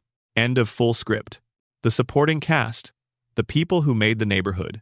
One of the things the early seasons did that gets less credit than it deserves is the construction of the neighborhood around the Griffin family. Peter and Lois and the kids were the center of the show, but the world they moved through had its own population, and several of those supporting characters were built with enough care to function as real people in the show's universe, rather than background furniture. Cleveland Brown was introduced in the pilot and was, across the first 3 seasons, one of the most quietly effective supporting characters on the show. He was soft-spoken, in a way that stood out in a neighborhood that also contained Peter and Quagmire. His voice slow, gentle, always seeming to be in the process of arriving at what he wanted to say, was used for comedy in ways that were affectionate rather than dismissive. Cleveland was a good person in the specific way of someone who had decided, somewhere along the way, that being a good person was the right way to live, and who had organized his entire approach to the world around that decision. He was not naive. He was not oblivious. He had simply made a choice about how to be. His relationship with Peter was the warmest of the three friendships in the Drunken Clam group.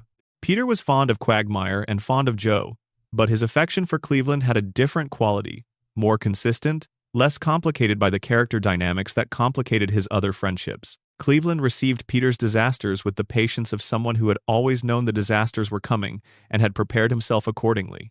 When Cleveland left the show for his own spin-off, The Cleveland Show, The Drunken Clam lost something specific. The spin-off had a mixed reception and lasted 4 seasons before being canceled. Cleveland returned to Family Guy in season 13, and the show worked to restore his place in the friend group without fully reckoning with how much time had passed since he'd been a regular part of it. Joe Swanson was introduced in the first season's A Hero Sits Next Door as the new neighbor who arrived in a wheelchair and was immediately the most impressive person on the block. A former SWAT officer who had been injured in the line of duty, Joe was defined by the gap between his physical limitation and his absolute refusal to be limited by it. He raced. He competed. He did everything that the neighborhood's physical activities required, with equipment and adaptations that the show depicted with a straightforwardness that never made the wheelchair into a punchline in those early appearances. The chair was just part of who Joe was, the way Peter's weight was part of who Peter was. His voice, Patrick Warburton's deep, unwavering baritone, made every line Joe delivered sound like something that would be engraved somewhere eventually. Joe was serious in the way that serious people who have spent time in dangerous situations are serious. Not humorless, not rigid, but fundamentally anchored in a set of values that did not shift based on context. He had been a hero. He continued to operate as if being a hero were still the standard his behavior should meet. The decline in how the show treated Joe across later seasons tracked alongside the decline in how it treated Peter. The joke shifted from Joe being impressive despite his wheelchair to Joe's wheelchair being the source of punchlines. Bonnie, his wife, went from being a patient presence to having an extended storyline in which she considered leaving him. The specific quality that had made Joe interesting, the gap between limitation and achievement, and the determination that made that gap navigable, was set aside in favor of using him as a target. Quagmire occupied the most morally complex position in the supporting cast. Glenn Quagmire was defined almost entirely by his sexual behavior, which was frequently presented as criminal by any reasonable accounting of the relevant laws and norms, and which the show treated as a comic character trait rather than as a serious matter. In the early seasons, this was easier to process because the show was lighter about most things, and Quagmire's behavior existed in the same register as Peter's impulsiveness, exaggerated beyond realism into something that the format contained. In the later seasons, as the show pushed harder on shock value and as real-world conversations about consent and coercion became more prominent, Quagmire's character became harder to watch without complication. The show attempted to address this in various ways, sometimes acknowledging the darkness in his behavior, sometimes using him as an unexpected source of genuine emotional response. Most notably in his grief over Meg's treatment in Jerome is the New Black and in the Thanksgiving episode about his son. The most interesting use of Quagmire in the later seasons was as the person in the show who said the things nobody else would say, the speech to Brian, the confrontation with Peter over Joe's treatment. The moments where Quagmire's moral complexity, his awareness that he had done things that were wrong alongside his capacity to recognize wrongness in others, produced something the simpler characters couldn't. Access. Herbert the pedophile was a character whose existence became more difficult across the show's run as awareness of sexual abuse increased in cultural prominence. Introduced as a recurring character in Season 3 and present across many subsequent seasons, Herbert was an elderly man whose interest in the neighborhood's teenage boys was unmistakable and was treated by the show as a comic element. In the early seasons, the joke was dark but brief. As the show leaned harder on shock value, Herbert's appearances became more graphic, and his character's implications became more uncomfortable. The show never directly confronted the character's implications, treating him as a recurring gag rather than as a challenge to its own comedic assumptions. Death, voiced by Norm Macdonald in his initial appearance and by various actors in subsequent episodes, was used by the show as a device for examining mortality with the lightness that the show's tone allowed. Death in the Family Guy universe was not philosophical or threatening but administrative, a middle management figure in the bureaucracy of mortality, doing a job that was demanding and underappreciated. This framing gave the show permission to make jokes about death without the jokes feeling nihilistic, because the joke was always about the bureaucracy rather than about the thing the bureaucracy administered. The recurring use of death across several episodes allowed the show to return to the question of what it meant that these characters lived in a world where the mechanisms of mortality were visible and interactive. In a show where characters could die and be brought back, where death was a person you could negotiate with, the normal stakes of dramatic consequences were altered. This was another way the show built its particular relationship to consequence, not by ignoring consequence, but by constructing a universe in which consequence operated differently than it did in the audience's reality. Carter Pewterschmidt, Lois's father, was the show's most consistent representation of extreme wealth and the assumptions it produced. Carter treated everyone below his income bracket with a benign contempt that was so deeply embedded it had become invisible to him. He was not cruel in a strategic way. He was cruel in the automatic way of someone for whom cruelty towards certain people was simply the natural order of things, never requiring justification or examination. His relationship with Peter was the source of some of the show's most reliable comedy, because the gap between where Carter thought Peter should be nowhere near his daughter and where Peter actually was in Carter's living room, married to Carter's daughter, father of Carter's grandchildren, was a gap that produced friction every time it was examined. Peter, whose intelligence was limited but whose instincts were sometimes sharper than the people underestimating him, always found a way to come out of these conflicts not having lost.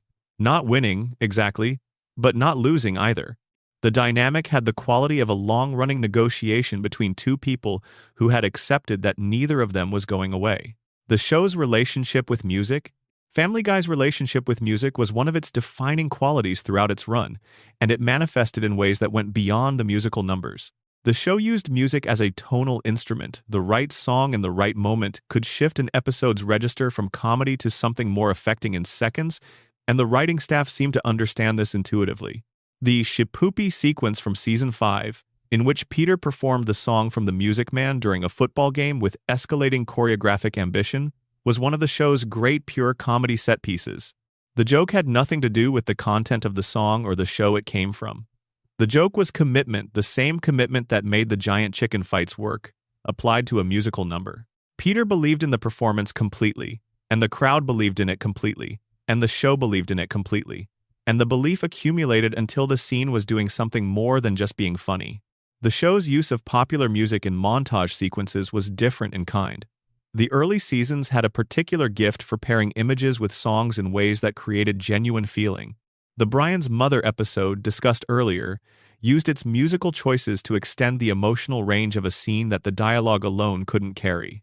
A Song is Endless from a road trip sequence created a feeling of movement and possibility that the comedy of the surrounding material was not equipped to create on its own. In the later seasons, the show's musical selections became more ironic. The joke was the choice of song, the gap between what the song said and what the scene was doing. This was a legitimate comedic use of music, but it was a different use, and it signaled something about the show's changing relationship with earnestness. The early show used music to mean something. The later show often used music to be clever about what it was doing, which was sometimes funny but was not the same thing. The original songs the show produced were, across its run, some of its most impressive creative achievements. The writing staff included people who could write actual songs with melody, with internal rhyme, with the specific kinds of wordplay that good comedy writing requires, and who did so regularly and well.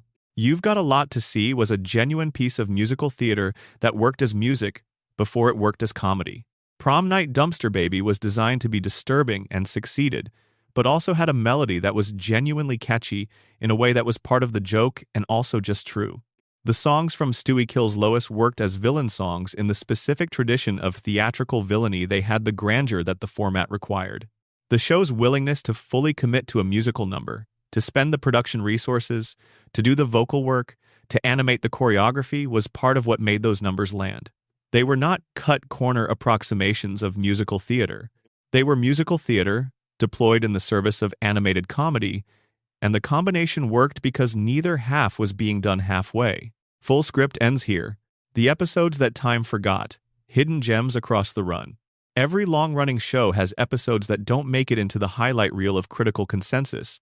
Episodes that were good enough to remember but not flashy enough to lead the conversation. Family Guy had several of these, scattered across its run, and they are worth naming because they represent the show at a level of quality that was being sustained quietly, even when the more prominent episodes were generating criticism. Season 2's He's Too Sexy for His Fat addressed Peter's weight in a way the show rarely attempted, not as a punchline, but as a subject of genuine consideration. Peter discovered, after a series of physical improvements, what it felt like to be treated differently by the world based on his appearance. The episode was sharp about the specific ways that appearance-based treatment affected someone's self-perception, and about what happened when the external validation was removed. It was the show doing social observation with enough precision to land as something more than comedy.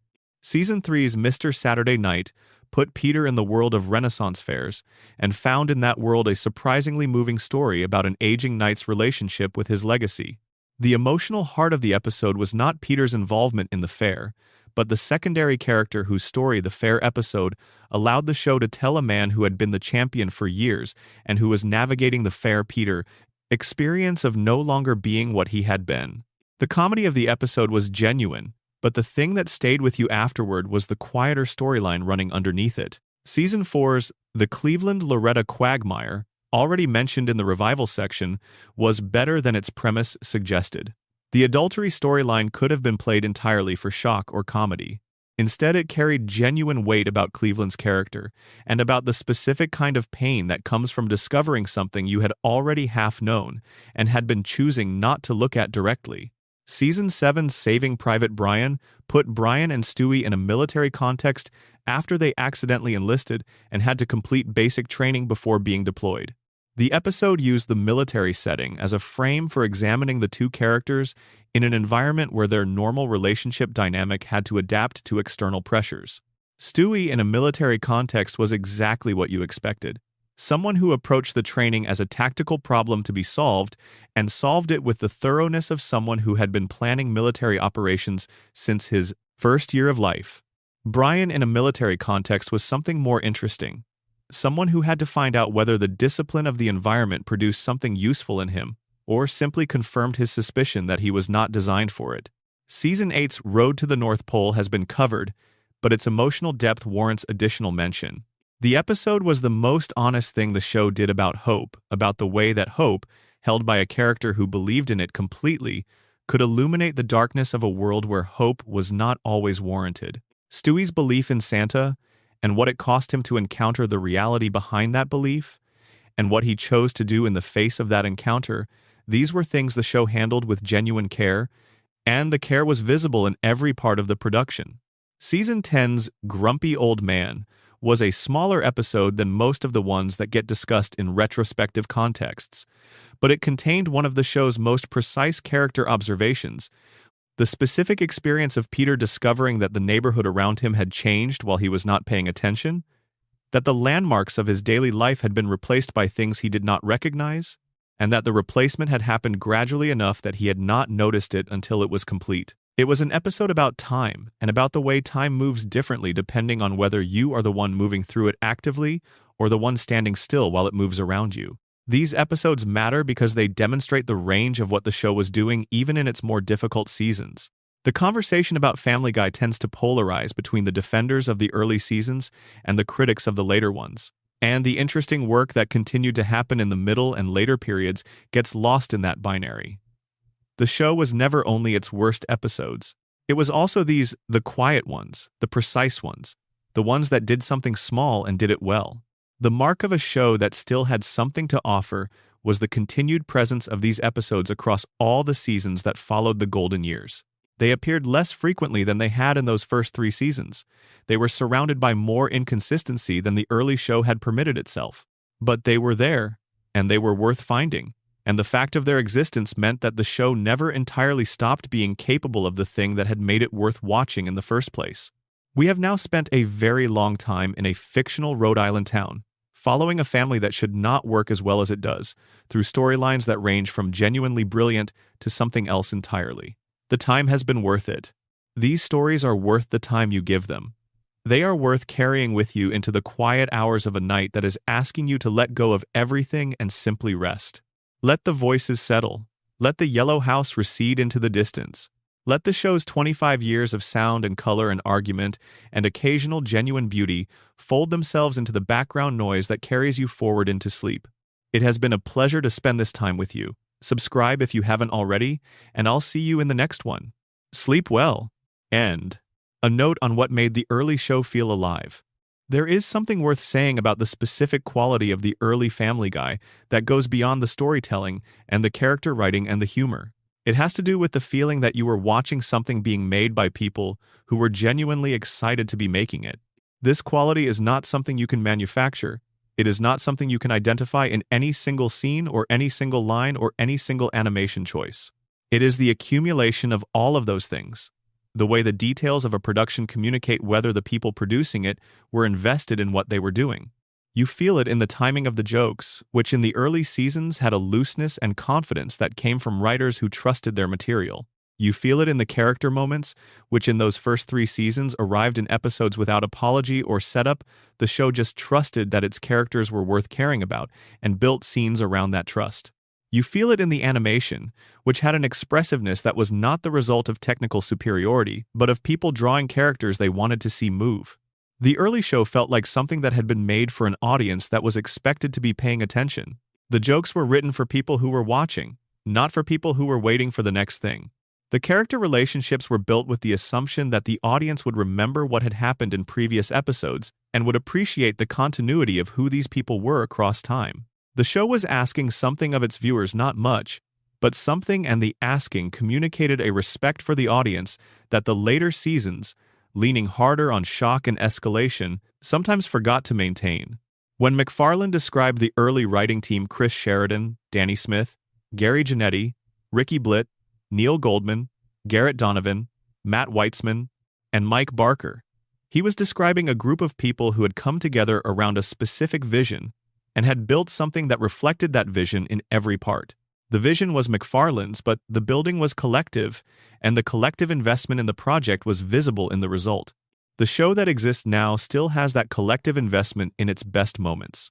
The writers who produced the exceptional later episodes, the Vault episode, the Christmas Guy, the North Pole Road Trip, are writers who found in this material something worth bringing their full attention to. They are there in those episodes the way the original team was present in every episode of the first 3 seasons. The difference is frequency. In the early show, the full investment was the norm. In the later show, it became the exception. And that shift from consistent excellence to intermittent excellence is the distance between a great show and a show that was once great. The first 3 seasons of Family Guy were a great show. What came after, in pieces and in moments, was occasionally the same great show finding its way back to what it had been. Those moments were worth waiting for. They still are. The yellow house is still lit. The stories are still worth telling. And on a quiet night when sleep is what you need, this world, this absurd, warm, occasionally chaotic world on a fictional Rhode Island street, is a good place to let your mind rest. The Griffins are there. They always are. They are not going anywhere. Neither are you, at least for tonight. Close your eyes. Let the voices settle. Let the show carry you somewhere easier. That is what it has always been for, at its best. A place to go when the real world is too loud. A reminder that even in the most broken households, something that resembles love keeps stubbornly showing up. That is enough. That has always been enough.